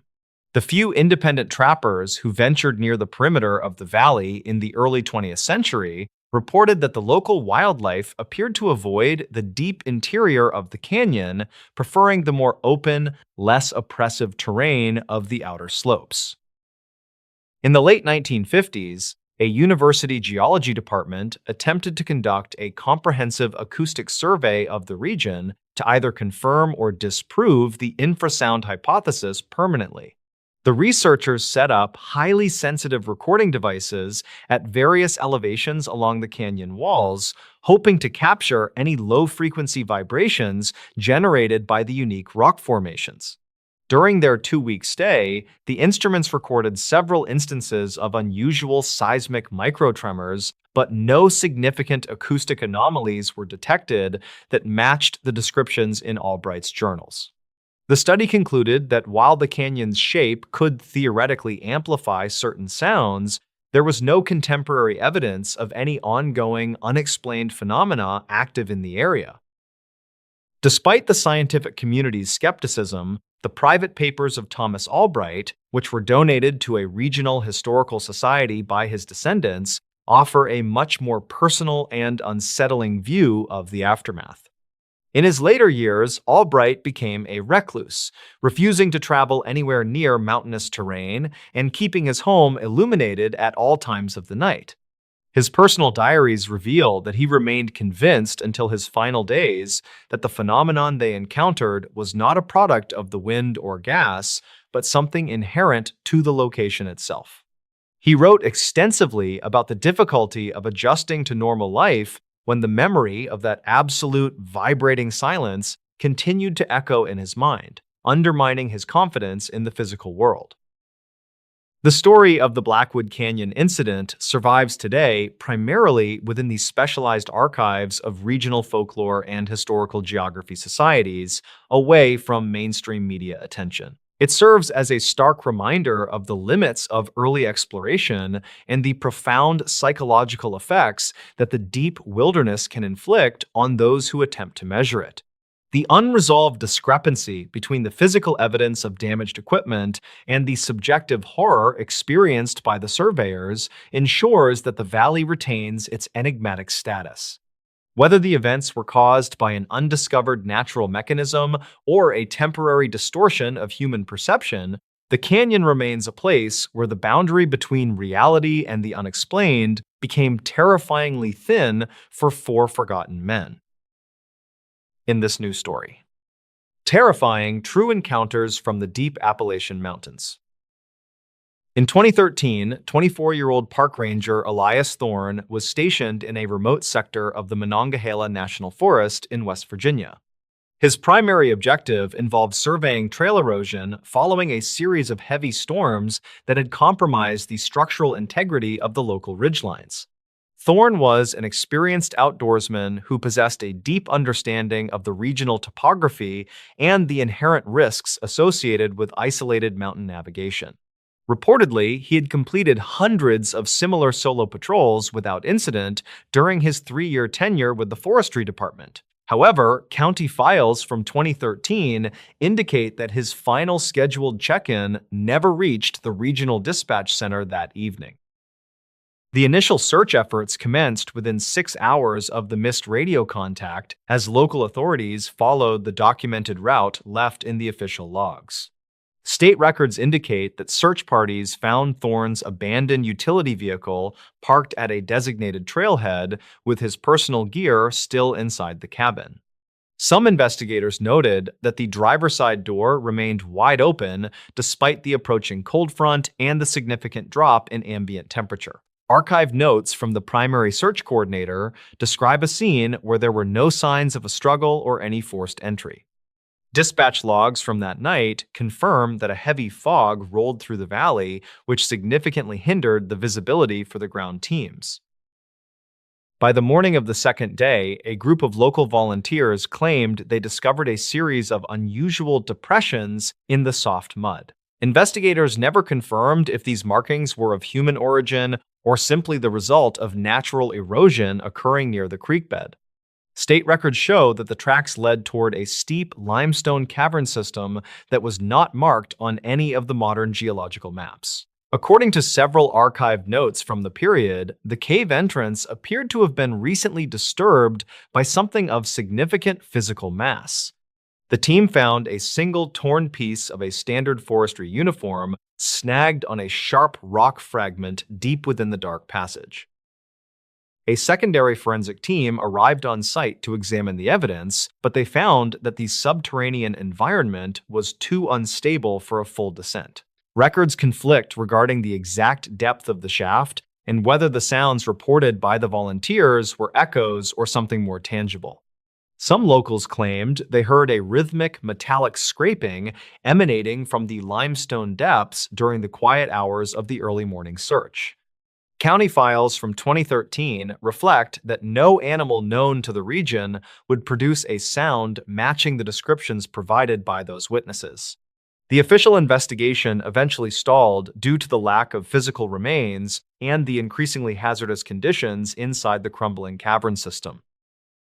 As the weeks passed into 2014, search teams expanded their radius to include the higher elevation ridges located several miles from the vehicle. Records from the county sheriff department indicate that a second-person 29-year-old surveyor named Sarah Miller also went missing nearby.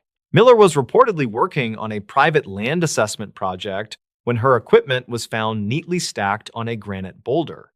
State records show that her GPS unit had been placed on top of the stack and was still powered on when found. Investigators never confirmed why she would abandon her high-value tools in the middle of a shift during broad daylight. Archive notes from the Miller case file describe a series of inconsistent witness accounts regarding her movements on the day she vanished. Some locals claimed they saw a figure matching her description walking toward the high peaks without any of her necessary safety gear. Dispatch logs from that afternoon do not record any distress signals or calls for assistance from her assigned mobile radio unit. State records indicate that the search for Miller was eventually merged with the ongoing investigation into the disappearance of Elias Thorne. Authorities noted that both individuals were last seen within a 5-mile radius of the same unmapped limestone cavern system. During the summer of 2014, a team of specialized cave divers attempted to explore the flooded lower chambers of the mountain range. County files from 2014 suggest that the divers discovered a series of narrow tunnels that showed evidence of human occupation. Archive notes describe the presence of several rusted tools and fragments of clothing that appeared to date back several decades. Investigators never confirmed if these items belonged to recent missing persons or to workers from an abandoned mining operation. Records conflict about whether the tunnel system connects to the surface at any point other than the main limestone entrance. One diver reportedly claimed that he saw a series of deliberate markings etched into the stone walls deep beneath the waterline. These markings appeared to be a set of dates and initials, but the silt levels made it impossible to capture clear images. State records show that the diving operation was terminated early after two members of the team experienced unexplained equipment malfunctions. Dispatch logs indicate that both divers reported a sudden and total loss of their primary lighting systems simultaneously while in separate chambers. No technical reason for the double failure was ever identified by the equipment manufacturers during the subsequent forensic review. 14 months later, a pair of hikers in a neighboring county located a rusted handheld radio resting on a high rocky ledge. State records verify that the serial number on the device matched the unit issued to Thorne before his disappearance. The ledge was located over 12 miles away from the original search area and required a level of climbing skill Thorne did not possess. Investigators found that the battery had been removed and the internal components were completely corroded by long-term exposure. There was no explanation for how the device reached such a remote and inaccessible location without the use of specialized gear is less than hashone. Zero hash is greater than. Historical data from the county archives mentions a similar series of unexplained disappearances that occurred in the same region in 1976. State records from that era describe a group of 4 experienced backpackers who vanished while navigating the Monongahela forest ridgelines. According to archive notes, the only evidence found was a single tent that had been sliced open from the inside. Investigators never confirmed if the cuts were made by a tool or by the jagged rocks surrounding the campsite. Some locals claimed that the hikers had wandered into an area known for magnetic anomalies that interfere with compass readings. Dispatch logs from 1976 indicate that search teams were forced to retreat due to a sudden and uncharacteristic seismic event. State records show that the ground tremors caused significant shifts in the local cave systems, which altered the landscape permanently. Archive notes from the time suggest that several previously known entrances were swallowed by the shifting limestone plates during the event. Investigators never confirmed if the missing backpackers were trapped in the lower chambers when the geological shift occurred. The files were eventually closed due to a lack of physical evidence or credible leads regarding their final coordinates. In 2015, a local rancher reported finding an old leather satchel partially buried in a dry creek bed near the mountain base. State records indicate that the satchel contained a set of handwritten journals belonging to an unknown individual from 2012. Archive notes from the forensic examination describe the entries as a series of meticulous observations regarding the movement of local wildlife. One specific entry reportedly mentions a large bipedal figure that the author observed watching the camp from the tree line. Investigators never confirmed the identity of the journal author or why the satchel was abandoned in such a precarious spot. The journals also contained a hand-drawn map of the limestone cavern system that featured several exits not found on modern maps. State records show that one of these exits was located near the ledge where Thorne's radio was discovered later. Some investigators questioned if a hidden network of tunnels allowed for rapid movement across the difficult mountain terrain without being detected. Dispatch logs from 2015 indicate that a brief follow-up search was conducted based on the coordinates in the journal. However, the teams found that the specific area mentioned had been covered by a massive rockfall following the 2013 storms. County files from 2016 detail a report of strange light patterns observed by commercial pilots flying over the Monongahela region. State records indicate that the lights appeared as a series of blue pulses originating from the deep mountain valleys. Investigators never confirmed the source of the illumination, although some suggested it was atmospheric phenomena common to high altitudes. Archive notes from the federal aviation logs show that the pulses did not correspond to any known ground-based signals. These reports coincided with another brief spike in local missing person cases that occurred during the same calendar month. The case of Elias Thorne and Sarah Miller remains open in the state records, although no new leads have surfaced recently. Dispatch logs from the original search are still categorized as incomplete because of the numerous reports that were never officially verified. Some locals claimed that the mountain terrain itself changes during heavy fog, making it nearly impossible for even experienced rangers to navigate. Archived notes from the lead investigator suggest that Thorne might have simply succumbed to the elements after becoming disoriented. However, the lack of a body and the strange placement of his equipment continue to fuel a sense of uncertainty. In this news story, Washington's small-town horror stories that locals never talk about.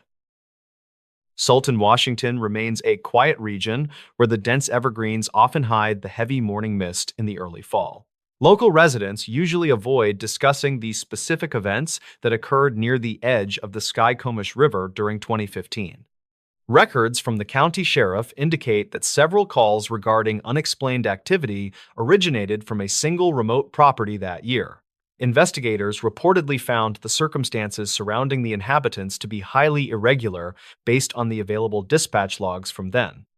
The following account details the documented experiences of 3 individuals who encountered something they simply could not easily explain. 32-year-old Mark Miller worked as a local timber surveyor who spent most of his days deep within the woods. He lived in a modest cabin with his younger brother David, who was 24 and worked as a seasonal mechanic. Their friend Sarah joined them during the autumn months to help renovate the aging structure before the harsh winter arrived. The group intended to finish the exterior repairs quickly so they could enjoy the isolation of the Washington wilderness.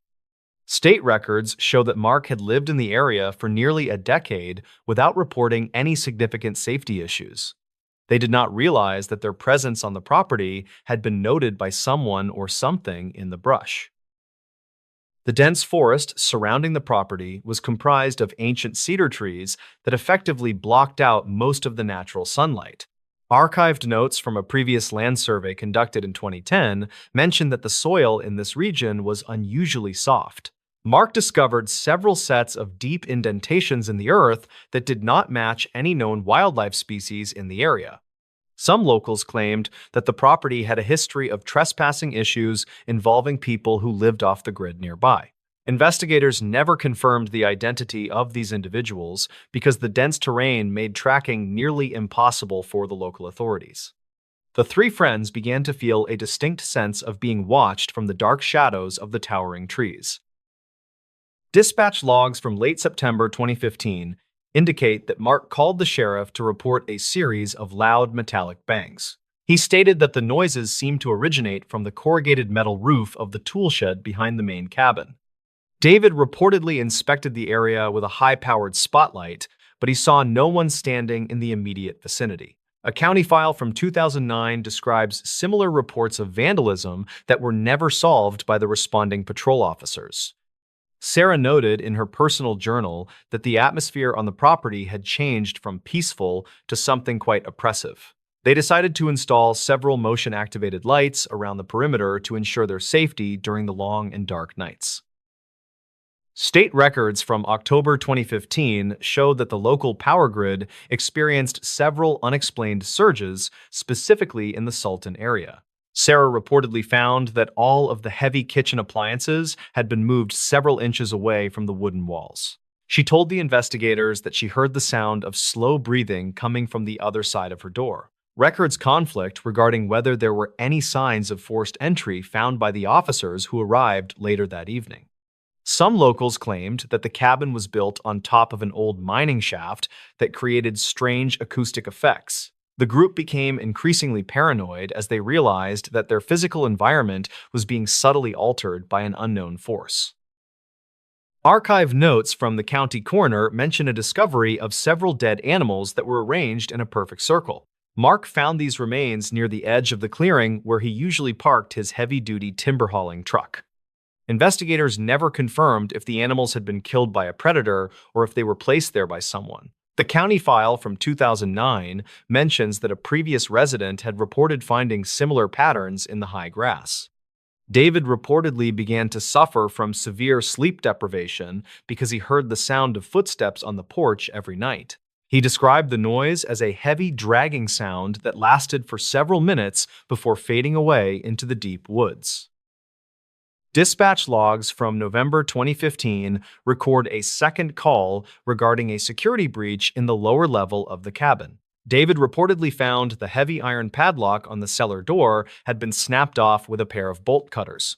He told the deputy that nothing appeared to be missing from the storage area, despite the door being left wide open. State records indicate that the officers found no fingerprints on the metal surface of the lock or the door handle itself. Some locals claimed that a group of transients was known to use the abandoned mining tunnels for shelter during the winter. Investigators never confirmed this theory because no one was ever located in the subterranean passages beneath the Sultan Forest area. Sarah reportedly captured a single grainy photograph of a figure standing near the tree line during the early hours of the morning. The image shows a tall and thin shape that appears to be wearing a dark hooded coat with no visible face.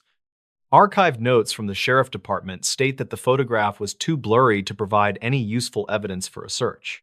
Records conflict on whether the figure was a physical person or simply a trick of the light among the tall trees. Mark decided to board up the lower windows of the cabin to prevent anyone from looking inside during the night.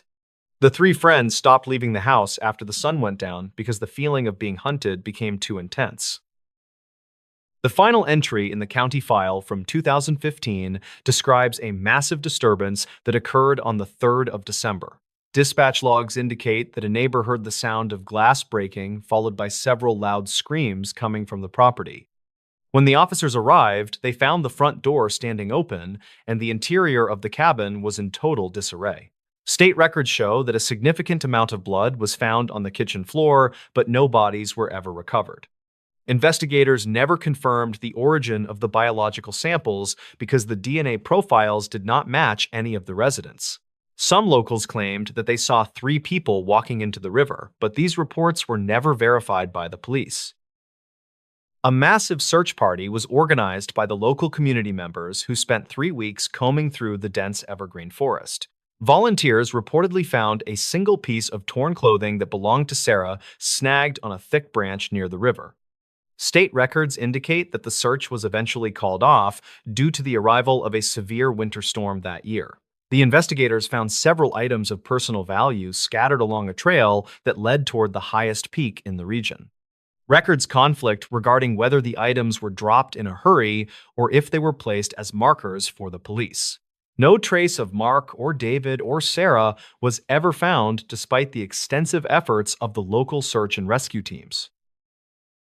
The case remains unsolved in the archived notes of the Washington State Police as a mysterious disappearance with no clear motive. The property in Sultan was eventually sold to a private developer who demolished the cabin and cleared the surrounding forest area. County records from 2021 show that no further incidents have been reported on that specific piece of land since. People who live in the region still avoid the area near the Skycomish River when the heavy morning mist rolls in. They reportedly believe that some secrets are better left buried in the soft soil of the deep and dark Washington woods. The true fate of the 3 residents remains one of the greatest mysteries in the history of the small town. In this news story, the Cumberland wilderness went silent, then we heard it. The dense forests of the Cumberland Gap hold a history of strange occurrences that the local authorities rarely discuss. Gideon Thorne had spent nearly 30 years patrolling the deep woods of the Cumberland wilderness near the quiet Kentucky border. The summer of 1997 was the hottest season on record, and the local wildlife had grown very restless. Gideon was 48 years old, and he oversaw a small team of rangers who focused on the southern ridges. His job required him to manage the safety of hikers who often underestimated the complexity of the ancient limestone caves. He carried a heavy radio and a notebook filled with the coordinates of every hidden spring in his large sector. A wildlife researcher named Beckett Sterling arrived at the ranger station during the first week of August to study birds. Beckett was 32 years old, and he specialized in bioacoustics, which is the study of natural forest sounds. He told the ranger he wanted to record the rare owls that lived in a remote valley called Blackwood Hollow. Gideon checked his permits and reminded the young man that the hollow was known for its unusually thick morning fog. Beckett just smiled and he adjusted the straps on his large pack before heading toward the dark forest trail ahead. The ranger watched the researcher disappear into the tree line and he felt a familiar weight of concern in chest. The first 5 days of the expedition passed without any major issues, and the weather remained remarkably clear and sunny. Beckett sent a brief radio check-in every evening at exactly 6 o'clock to confirm his location and safety. On the night of August the 6th, the radio remained silent and Gideon could not reach the young man back. The ranger waited until the following morning before he organized a small search party to head into the Blackwood Hollow. They started their investigation at the last known coordinates that Beckett had provided during his final successful radio check-in. The searchers found the campsite tucked away in a grove of ancient hemlock trees that were covered in thick moss. The tent was still zipped shut, and all of the expensive recording equipment was sitting on a folding wooden table. Gideon noticed that the entire forest was eerily quiet, and not a single bird was singing in the morning light. There were no signs of a struggle, and the food supplies belonging to Beckett were still sealed in plastic bags. The search party expanded their perimeter, but they could not find any footprints or broken branches in the surrounding area. Gideon found a digital recorder that was still running, and he put on the headphones to listen to the print. The audio file started with the normal sounds of the forest, including the wind in the trees and distant owls. At exactly midnight on the recording, the woods went completely silent, as if someone had turned off a giant switch. The silence lasted for nearly 4 hours, and the only sound was the faint hum of the internal electronic components.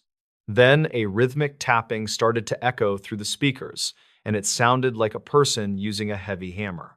Beckett could be heard whispering into his microphone about a large shadow that was moving through the trees near camp. He described a figure that was at least 8 feet tall, and it moved without making any sound on leaves. The researcher sounded terrified, and he said the creature was mimicking the sound of his own voice back to him. According to the recording, the being stood just outside the tent, and it repeated the exact words Beckett spoke. The final entry ended with a loud, metallic screech and the sound of something heavy being dragged across the ground. Gideon felt a chill go down his spine as he realized that the researcher was not alone in Hollow. The search party spent the next 3 days scouring every inch of the valley, but they found absolutely nothing new. Gideon decided to review the archived dispatch logs from the early 1970s to see if this happened before then. He discovered that 3 other researchers had vanished in Blackwood Hollow under the exact same circumstances during the summer months. Each case involved a period of total forest silence, followed by reports of strange voices echoing through the limestone caves. Gideon realized that the hollow acted like a natural echo chamber that could capture and repeat sounds for many years. He returned to the campsite one last time, and he began to tap on the nearby rock walls with shovel. He heard a human voice whisper his name from deep within the stones, and it sounded exactly like Beckett Sterling. The ranger followed the sound toward a narrow opening in the cliff face that was hidden behind a thick waterfall. He squeezed through the gap, and he found himself in a large cavern that was filled with old recording gear. The equipment was decades old, and it had been carefully organized by someone who knew exactly how it all worked. Gideon found a final journal entry from a missing ranger who had disappeared in 1974 near the hollow. The writing described a group of beings who lived in the caves and used sound to hunt their human prey. These creatures could perfectly mimic the voices of loved ones to lure people away from their safe and marked trails. Gideon realized that Beckett had been tricked into following a voice that sounded like a friend calling for help. He saw a pile of bones in the corner of the cave that belonged to many different people, and the ranger managed to escape the cavern just as the rhythmic tapping started to echo through the dark stone walls. He ordered the entire Blackwood Hollow to be sealed off from the public, and he declared it a danger. The official report stated that Beckett Sterling had likely fallen into an unmarked sinkhole during a sudden and violent storm. Gideon knew the truth was much more unsettling because the mountain was still holding the voices of the lost hikers. He retired from the service a year later, and he moved to a quiet town where the ground was. The town of Blackwood tried to move on from the disappearance, but the residents never quite felt safe near the people started locking their doors at night, and they told their children to never repeat what they heard in woods. Gideon Thorne spent his remaining years studying the science of acoustics, and he tried to understand the mountain and its. He kept a copy of the final recording, and he often listened to the way the voice shifted and changed. Some people say that the observers are still out there, and they are still waiting for the next curious hiker. The legends of the Cumberland wilderness continue to grow, and more people report hearing voices in the high mountain air. Every August, the rangers notice an increase in the reports of rhythmic tapping coming from the deep limestone caves. They stay on the lower trails, and they never go into the hollow after the sun has set at. The case remains open in the dusty files of the sheriff's office, but no new evidence has been found. The forest remains thick, and the secrets of the Cumberland Gap are buried deep within the cold gray stone. Gideon often wondered if Beckett was still in the cave, and if he was still calling out for someone. He knew that some mysteries are better left alone in the dark corners of the world, where the wind. The investigation into the recording gear revealed that the machines had been modified with parts that were not commercially available. This discovery suggested that the beings in the caves possessed a high level of technical knowledge about sound and physics. Gideon realized that the creatures were not just animals, but were a highly evolved species that lived in the dark. He spent his final days writing a book about the experience, but he never shared the most terrifying details with. He died in 2024, and he left his collection of audio tapes to the local Historical Society archives. The researchers who studied the tapes found that the voices in the background were actually speaking a very old language. It appeared that the beings had been living in the Cumberland Gap for thousands of years before the settlers arrived. This realization changed the way the community viewed the mountains and the legends that had been told for generations. The mystery of the Cumberland silence remains unsolved, and the files are still locked in the ranger station basement. The town of Blackwood remains a quiet place, but the residents always listen closely when the woods go silent suddenly. They know that the mountain has a memory, and it never forgets a sound that it has heard before. Silas Thorne occasionally visits the old trailhead, and he leaves a small offering of electronics or metal on the rocks. He says it is a way to acknowledge the power of the mountain and its silent and ancient watchers. Some people laugh at him, but others bring their own gifts to the edge of the dark and thick forest. The hollow seems to accept these items, and the number of disappearances has decreased significantly over the last few years. Beckett Sterling is remembered as a brilliant researcher who pushed the boundaries of what we know about the natural. His family still visits the park every year, but they never go near the valley where he was lost. They stand on the high ridges, and they listen to the wind blowing through the trees of the Cumberland. Sometimes they hear a faint voice on the breeze, but they know better than to follow the sound into. The Appalachian Mountains continue to stand tall, and they keep their secrets hidden beneath the canopy of the green trees. The story of the silent wilderness is a reminder that we are only temporary guests in an ancient world. Gideon Thorne once wrote that the woods do not belong to us, but to the sounds that live within. Every October, the people look at the mountains and they remember the night the Cumberland wilderness went completely and eerily. The final recording Gideon made before he left the service was a simple description of the silence in the forest. He said that the silence was not an absence of sound, but a presence that felt very heavy and dark. He believed that the mountain was a living record of every scream and every laugh that had ever happened. This theory was never proven, but it remains a popular topic among the local hunters and the forest rangers. The tapes from the hollow are now stored in a specialized vault to prevent any unauthorized people from listening. Many people have tried to find the entrance to the hidden cavern, but the cliffs have shifted over the years. It seems as though the mountain has moved the path to protect its secret from the people who live. Silas Thorne says that some things are not meant to be mapped or understood by those who do not belong. He still patrols the lower trails, but he never goes above the ridgeline after the sun has set. He knows that the observers are still there, and they are still waiting for the next voice too. The legend of the Cumberland silence is a chilling reminder of the power of the strange and the dark. The mountain remains a silent witness to the history of the land and the people who have passed through. Every year, the fog rolls into the hollow, and the woods go quiet once again for a long time. In this new story, people who went into West Virginia's woods and never came back. Many hikers believe that the deep forests of the Appalachian Range are just quiet places for weekend camping trips today.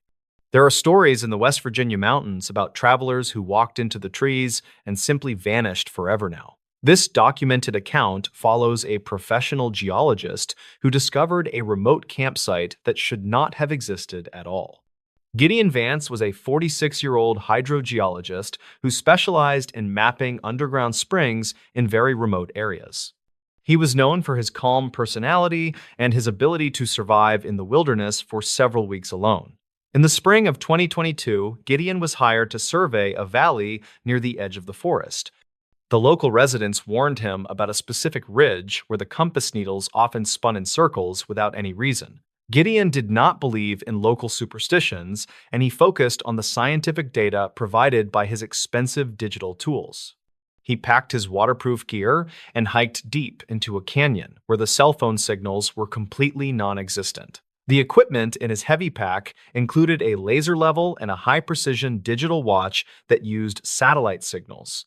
He carried enough food for 7 days and a small weatherproof logbook to record his various scientific observations daily. The air in the canyon was heavy and smelled of damp moss and the ancient stone of the rising mountain. On the second morning of his trip, Gideon reached a clearing that was not marked on any of his maps. He found a canvas tent that looked like it belonged in the 1950s, sitting near a cold stone fire. There were no modern items like plastic bottles or synthetic fabrics anywhere near the small and very quiet campsite. He called out to see if anyone was nearby, but the only response was the sound of the wind through. Gideon approached the tent and noticed a cast iron skillet sitting on the rocks with fresh bacon grease inside it. He felt a sudden chill even though the sun was shining brightly over the high ridges of the deep valley. Inside the tent, he found a wooden crate containing supplies and a tattered leather journal with yellowed and fragile pages. The handwriting was neat and described a hiking trip taken by two brothers in the summer of 1954. He noticed that the local wildlife seemed unusually quiet, which was a detail he noted in his small weather logbook. The silence of the forest seemed to press against his ears as he turned the brittle pages of the old book. The final entry was dated June 12th and mentioned a strange humming sound coming from the rocks nearby that morning. Gideon looked at the ground and saw a pair of leather boots that looked brand new despite the vintage style. He picked up a newspaper from the crate and saw the headline was from the year 1954 today. He heard a branch snap behind him and turned to see two men wearing heavy flannel shirts and denim pants. The men looked confused and asked Gideon why he was wearing such strange and brightly colored synthetic hiking clothes today. They explained that they had only been camping for 2 days and were waiting for their father to return soon. Gideon realized with a shock that these men matched the descriptions of two brothers who disappeared 70 years ago today. He checked his watch and noticed that the date on his digital screen was now flickering between different years rapidly. The brothers, whose names were Alistair and Emmett, noticed the laser level on his tripod and backed away in terror. Gideon tried to explain that he was a scientist, but his voice sounded like it was coming from far away. He felt a sense of overwhelming vertigo, as if the ground beneath his boots was turning into a gray mist. He ran back toward the main trail and did not look back at the clearing or the two lost brothers. The woods looked different in the fading light, and every tree seemed to shift its position when he turned now. When he reached his truck, he found that the police were already there searching for a missing man named Gideon. The officer named Dalton Grady told him that he had been missing for over 3 weeks in the deep woods. Gideon felt like he had only been away from his vehicle for 2 hours before he reached the main road. He checked his pack and found the leather journal from 1954 sitting right on top of his maps. The final page now had a new entry that described a man in bright orange clothes who visited their camp. Gideon never returned to that part of the West Virginia forest, and he left the geology profession shortly after that. He still dreams about the humming sound in the rocks and the smell of the fresh bacon in the woods. The mountains of West Virginia continue to hold their secrets in the deep places where time does not always move. Some structures are not built of wood and stone, but are woven into the very fabric of the passing years. If you find yourself lost in the woods near the border, you should probably keep moving until the sun comes. The ending of the tale sounds fake until you see the journal and the date written in your own hand. The truth is a shadow that follows you home from the woods and stays with you until the very end. This event remains one of the most puzzling cases in the archives of the local search and rescue teams today. Witness statements from the family members of the missing brothers confirm that the handwriting in the journal is perfectly authentic. The police files include photographs of the campsite that Gideon found, but the clearing was empty when they arrived there. They found no tent and no fire and no signs of the two brothers who had been seen by Gideon. The only evidence left behind was the journal that Gideon had taken from the wooden crate during his initial discovery. Forensic analysis of the paper showed that it was manufactured in the early 1950s, but it showed no aging. The ink was still fresh, and the leather binding had not yet developed the cracks typically found on antique books. Geologists who studied the canyon reported that the rock formations contain unusual magnetic properties that might affect local electronic devices. Some researchers believe that the humming sound Gideon heard was a result of geological pressure deep within the mountain range. Others suggest that the canyon is a place where different eras overlap for a few minutes when the weather changes. Gideon Vance spent several years trying to understand the physics of his experience, but he never found a clear answer. He often visits the county library to look at the missing persons files from the middle of the last century. He found a report about Alistair and Emmett that mentioned they were last seen carrying a heavy canvas camping tent. The photograph in the file showed two young men who were the exact same people Gideon met in the clearing. Their father had also disappeared that same week and was never found by the police or the local search parties. The case remains officially open because the bodies of the brothers were never recovered from the deep and dark woods. Gideon believes that the brothers are still in the canyon waiting for their father to return to their small camp.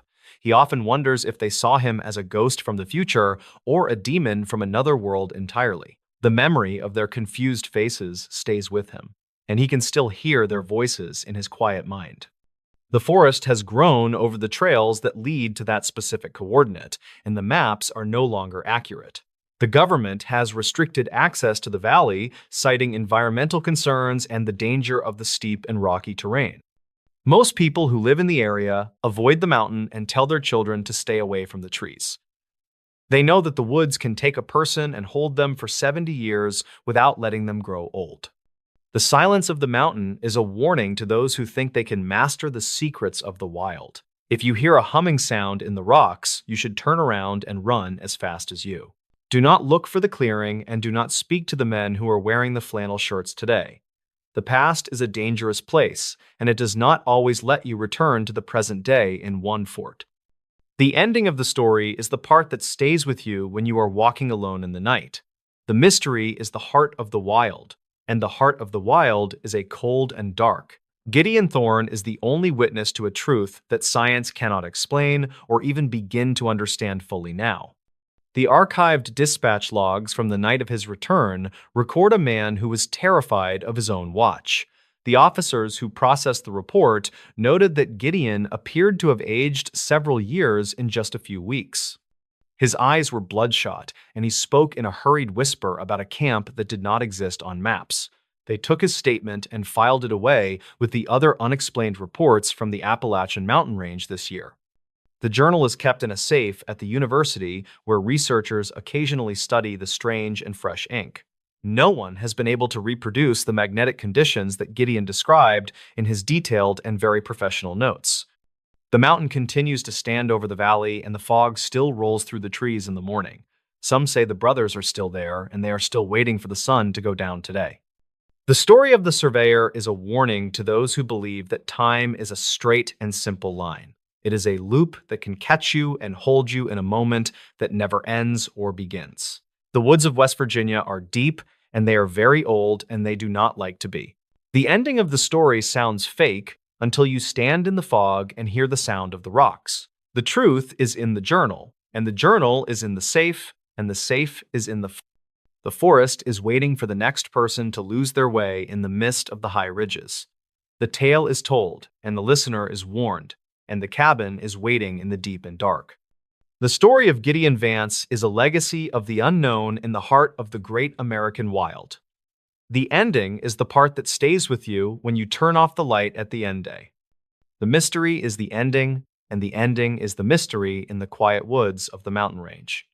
The story is finished, and the forest is dark, and the mountains are silent, and the truth is free.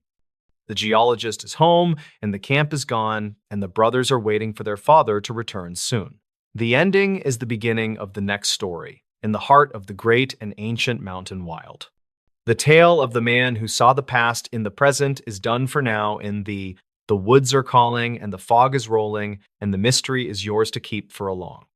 The ending is the silence that follows the final word of the story of the lost and the truth. The truth is a shadow in the trees, and the trees are the only ones who know the secrets. The story is done, and the fire is out, and the dark is all that remains in the fire. The forensic evidence of the journal remains the only physical proof that the brothers were ever seen after 1954. Handwriting experts compared the new entry to the older pages and found they were written by the same person. This would mean that the boy from the past wrote about Gideon in the future with the same pen today. The local sheriff continues to keep the case on his desk because it is the only one he cannot solve. He looks at the vintage boots in the evidence room and wonders how they could stay so clean and new. The valley is a place where the air stays still and the seasons do not follow the normal calendar cycles. Gideon Vance never went back to the mountains, and he never looked at another digital watch for his entire life. He preferred the steady ticking of an old mechanical clock that stayed in the present moment with him at home. The story of the disappearance is told in hushed tones by the residents of the nearby mountain town of Blackwood. They know that the woods are not just trees and rocks, but are a living part of the local Blackwood. The mystery is a gift for those who listen to the whispers of the wild and the hidden places now. The ending of the tale is the part you will remember when you are walking alone in the forest. The story is a circle, and the circle is a map, and the map leads back to the start. The truth is a fire that burns in the heart of the dark and the silence of the mountain. In this new story, 3 disturbing small-town horror stories. Part 1. The town where nobody locked their doors. Most people in the American heartland believe that absolute trust is a sign of a healthy and safe community. This account from a remote mountain village suggests that leaving your front door unlatched might be an invitation for disaster. In the isolated village of Blackwood Hollow, the local culture was built on the fact that no one locked doors. Harlan Reed was a 41-year-old postal carrier who walked the quiet streets of the hollow every afternoon. He had lived in the town since 1982, and he knew the specific habits of every single neighbor. The locals believed that their safety was guaranteed by the surrounding mountains and the long history of their shared ancestors. Harlan enjoyed the predictability of his route because it allowed him to finish his work before the early winter darkness. He often dropped off packages directly inside the mudrooms of the elderly residents who could not easily reach their porches. This level of trust was the foundation of the town, and no one ever questioned the safety of the practice. The atmosphere began to change during the first week of November in the year 2021 without any warning. Harlan was delivering a heavy box to a Victorian-style home owned by a woman named Mrs. Gable, who lived. He pushed the front door open as he had done for 15 years, but he felt a sudden and sharp. The house was silent, and the air inside felt significantly colder than the crisp autumn breeze blowing through the yard. He called out for Mrs. Gable, but his voice seemed to be absorbed by the heavy curtains and thick rugs. He noticed that the furniture in the living room had been moved into a tight circle facing the front door. This was strange because the elderly woman was known for her obsession with keeping her home in a perfect state. Harlan left the package on the floor and stepped back outside because he could not shake the feeling of... He mentioned the odd encounter to the local sheriff named Silas Thorne while they were eating lunch at the diner. Silas suggested that the woman was simply redecorating for the upcoming holiday season in the hollow, but Harlan remained. By the middle of the following week, Harlan noticed similar patterns in several other homes along his daily delivery route. Doors were standing wide open even when the temperature dropped below freezing, and the residents were nowhere to be seen. He stopped at the home of a young mechanic named Elias Vance, who was usually working in his garage. The garage was empty, and the tools were scattered across the concrete floor as if they had been dropped suddenly. Harlan walked to the back door and found it unlatched and swinging slowly in the damp and heavy wind. He entered the kitchen and saw 3 plates of steaming hot food sitting on the small wooden table in silence. The family was gone, but the television was still playing a local news broadcast from a city 50 miles away. He felt a sense of vertigo as he realized the residents had not simply walked away from their homes. Harlan decided to conduct his own investigation because the authorities seemed disinterested in the strange behavior of the quiet town. He returned to the post office and began to look through the historical archives of Blackwood Hollow from many decades. He found a series of newspaper clippings that described a similar event that occurred in the winter of 1950. Several families had disappeared from their homes overnight, leaving behind open doors and half-eaten meals on their dining tables. The reports mentioned that the only witness was a young boy who spoke about a tall figure wearing a hat. This figure reportedly walked through the streets and knocked on every door that was not properly secured with a bolt. Harlan realized that the current residents were following a tradition that they did not fully understand or even remember. They left their doors open because they believed it kept them safe from the thing that wanted to enter. He spent the next 3 nights watching the main street from the window of his small apartment above the pharmacy. The town was deathly quiet, and the only sound was the howling of the wind through the dark mountain passes. On the 3rd night, he saw a dark shape moving slowly between the houses on the far side of town. The figure was remarkably tall and wore a tattered coat that seemed to blend into the shadows of the trees. Harlan watched in horror as the figure approached the front door of the local grocery store and pushed it open. The figure emerged a few minutes later and moved toward the next house with a purposeful and steady gait. The next morning, he went to the grocery store to see if the owner, named Arthur, was still there. Arthur was sitting in the middle of the aisle, staring at the ceiling with a look of pure and absolute. He did not respond when Harlan called his name or when he shook him gently by the heavy coat. Harlan realized that the town was being harvested by something that used the open doors as an invitation to enter. The residents were not being taken by force, but were surrendering to a force they could not possibly hope. He returned to his apartment and finally did the one thing that no one in the town had ever. He closed his front door and turned the heavy brass deadbolt until he heard a loud and satisfying click. The scratching started at exactly midnight and continued for several hours as the entity circled the small and dark apartment. Harlan could hear the heavy breathing of the thing on the other side of the thin wooden door in silence. It whispered his name in a voice that sounded like the rustling of dry leaves in a very deep. The deadbolt held firm, and the scratching eventually stopped as the sun began to rise over the cold mountain. He finally gathered the courage to open the door and walk out into the streets of the hollow once more. The town was completely empty, and there was no sign of the residents or the tall figure in the. The open doors were still swinging in the wind, but the houses were now hollow shells of their former selves. The police files confirmed that 100 people disappeared without a single trace of a struggle or a crime. Harlan Reed still lives in a city where every door is locked, and he never forgets the open doors. The mystery remains as deep as the woods and as old as the fear of the dark and the. This story serves as a reminder that some traditions are actually chains that bind us to a very dark. The silence of Blackwood Hollow is the only legacy left behind for those who chose to leave doors open. Part 2. Everyone heard screams. Nobody called the police. Most violent crimes happen in the shadows of the night when no one is around to witness the actual struggle. This story is different because it happened in the middle of a crowded neighborhood where every single person was listening. The bystander effect is a documented phenomenon where people fail to help when others are present in a large group. In the autumn of 2021, a small community in Ohio learned how dangerous this silence can truly be. Vance Whitaker was a 45-year-old retired machinery operator who lived in a brick apartment complex in Ohio. He liked the quiet nature of the suburbs because it allowed him to focus on his gardening and local woodcraft. On the night of October 12, 2021, he was sitting in his living room watching a classic film. The complex was designed with a central courtyard where residents often gathered to talk during the warm summer months now. At approximately 10 o'clock that night, a piercing scream echoed through the courtyard and vibrated against the thin glass windows. Vance paused his movie and looked toward the window, but he did not see any movement in the dark shadows. He noticed that the moonlight was casting long and jagged shapes across the brick walls of the apartment buildings tonight. He assumed it was just a group of teenagers playing a prank or perhaps a loud television in another unit. He waited for several minutes for a second sound, but the courtyard remained deathly silent under the dim yellow lights. The air was thick with the scent of damp leaves and the lingering smell of charcoal from a nearby grill. He decided to go back to his movie and ignored the nagging feeling that something was wrong in the complex.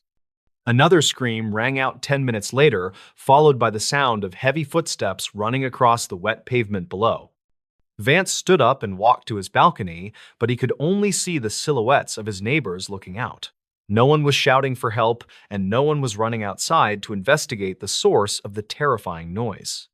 He saw the lights in the apartment across the way flicker on and then off as if someone was watching. Vance felt a sense of relief because he assumed his neighbors were already calling the police to report the disturbance. He sat back down on his worn leather sofa and tried to focus on the dialogue of the old film. The screaming stopped after 30 minutes and was replaced by the low hum of the wind through the courtyard trees. He went to bed shortly after midnight, convinced that the situation had been resolved by the local authorities already today.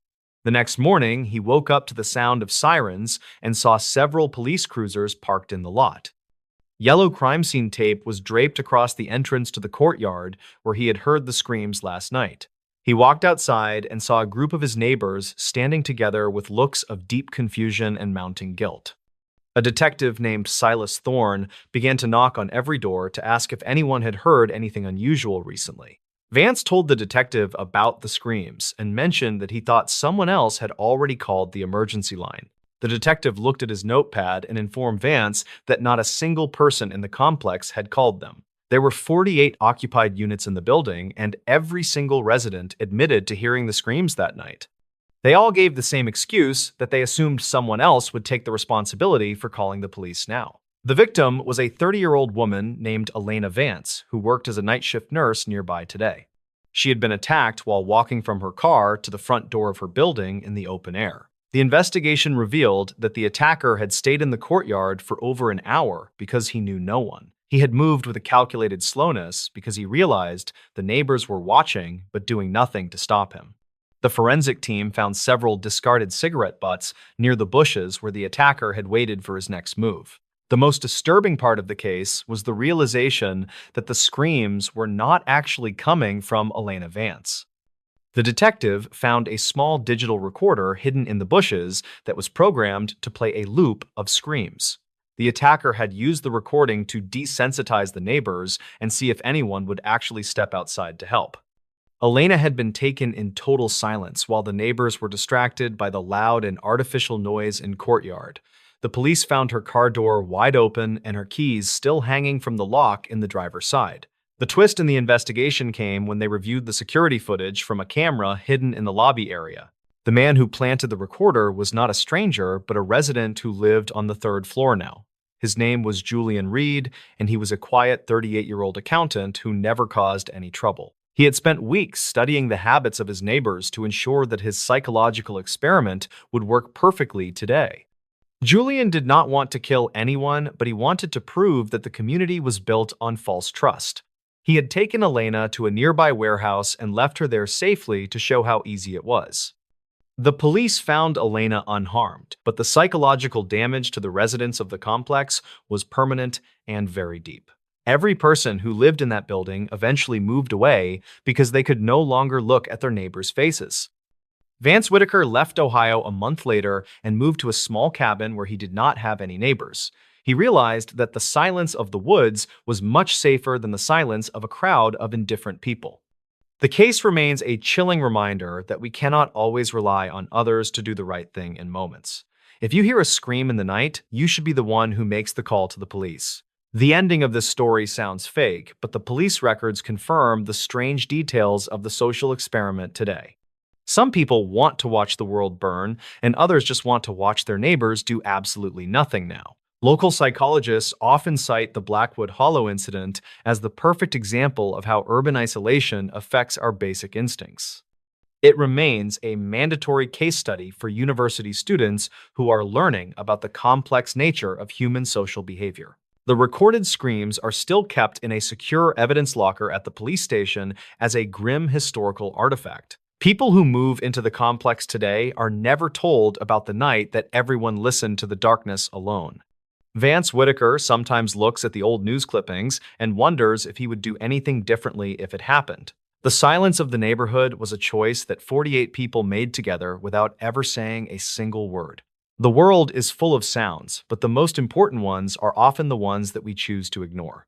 Part 3. The family everyone avoided. Most people who live in the rural corners of northern Maine understand that privacy is a very respected local tradition.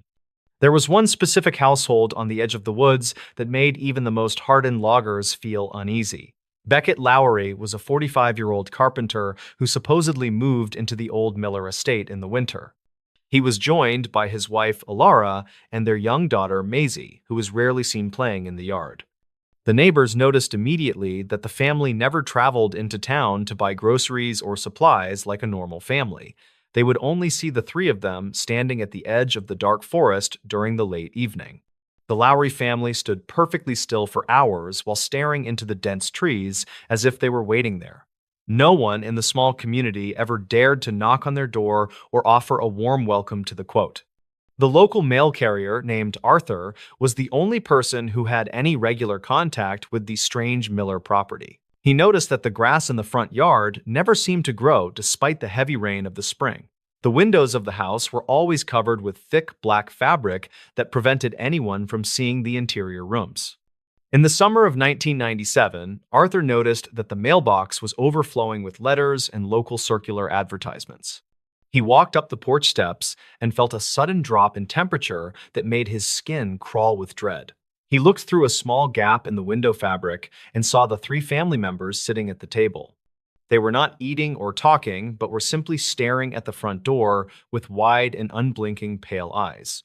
Arthur dropped the mail and ran back to his truck because the silence from the house felt like a... He reported the strange incident to the local sheriff named Silas Thorne, who had been patrolling the area for years. Silas was a practical man who did not believe in local legends or the whispered fears of the nervous townspeople. He agreed to perform a welfare check on the Lowry family to ensure that no one was sick or hurt.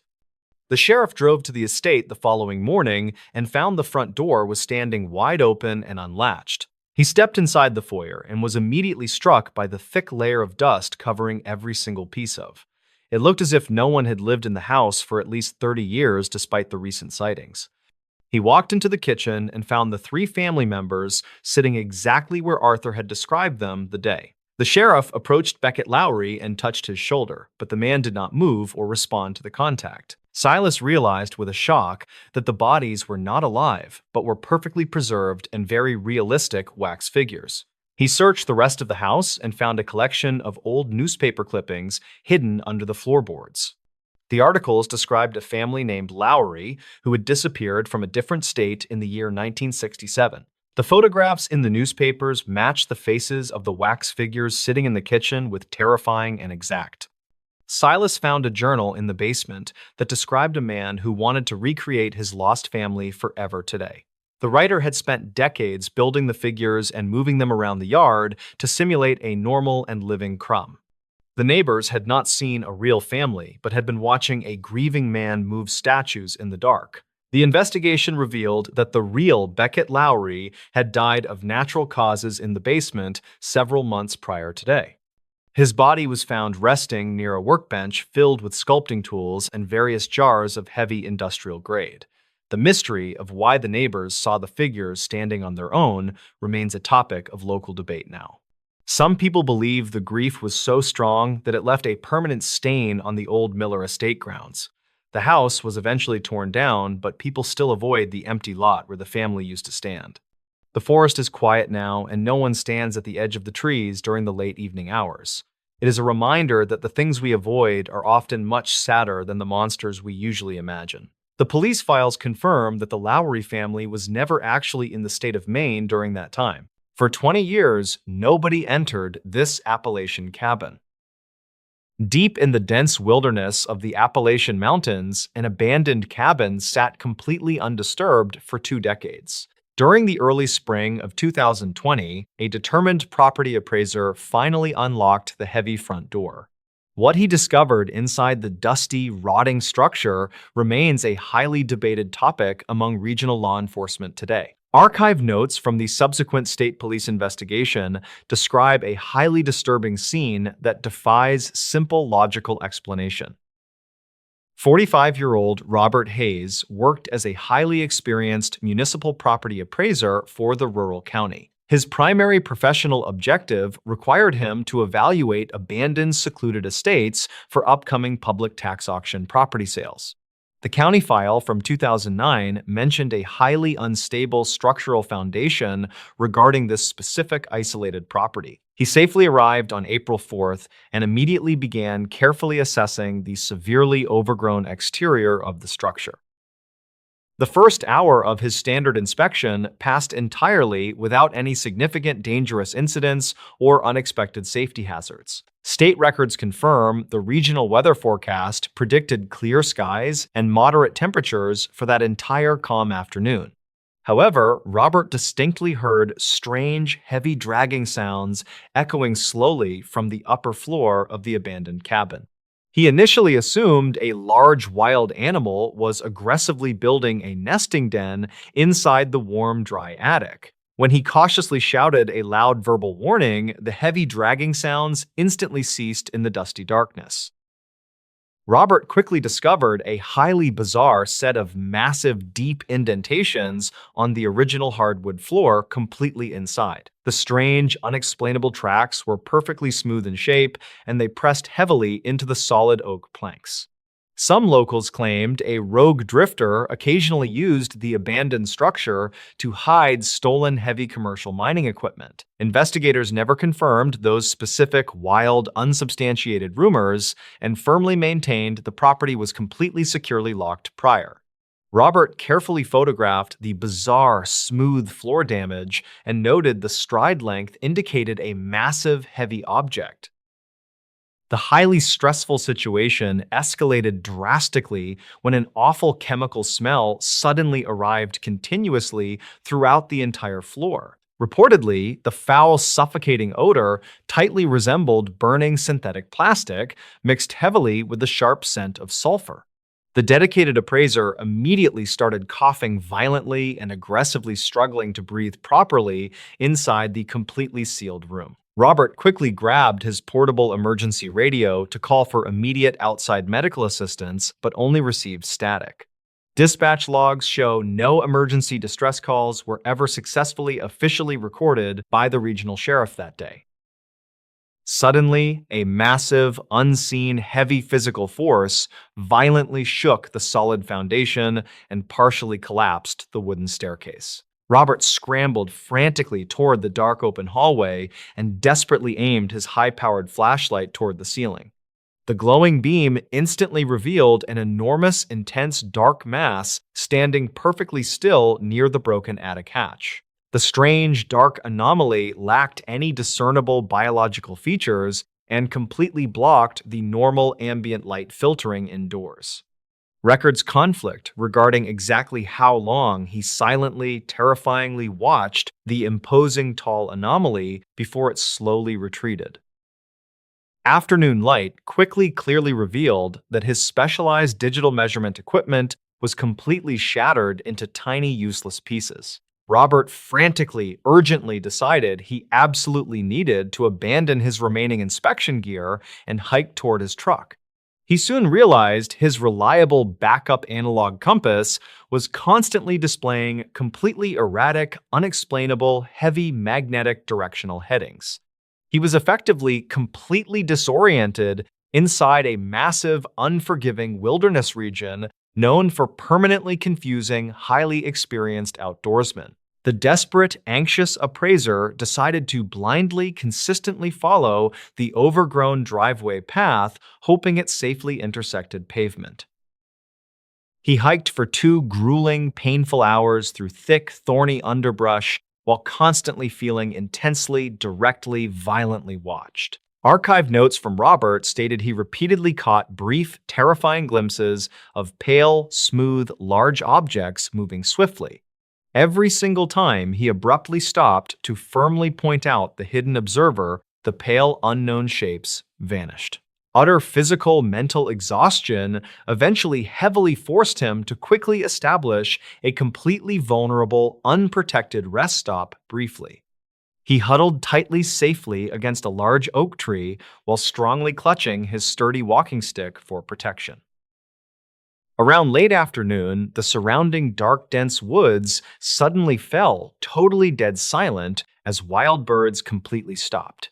A deep, guttural, mechanical humming sound slowly, continuously began to violently vibrate through the damp dirt beneath him. Some locals claimed strange underground natural gas releases occasionally plagued the Appalachian region, but geologists officially found nothing. Robert frantically, aggressively scanned the pitch-black distant tree line with his heavy flashlight, but the battery died. He screamed out loudly in absolute sheer, unadulterated terror when a tall, pale, smooth shape casually stepped forward. The towering, featureless, pale entity did not overtly, aggressively attack him, but simply stood motionless, completely staring blankly. Robert slowly, hesitantly reached for his heavy orange safety whistle, but his frozen, numb fingers were constantly trembling. The bizarre, towering, unknown creature emitted another deep, deafening humming vocalization that violently, instantly rattled his internal chest. Plunged into total suffocating pitch-black panic, the terrified appraiser blindly, frantically ran into the treacherous, dense woods. He hopelessly, blindly sprinted continuously through the thick, tangled brush until he eventually physically collapsed near the highway. A commercial delivery truck driver miraculously happily found Robert wandering aimlessly near a heavily designated rural gravel shoulder.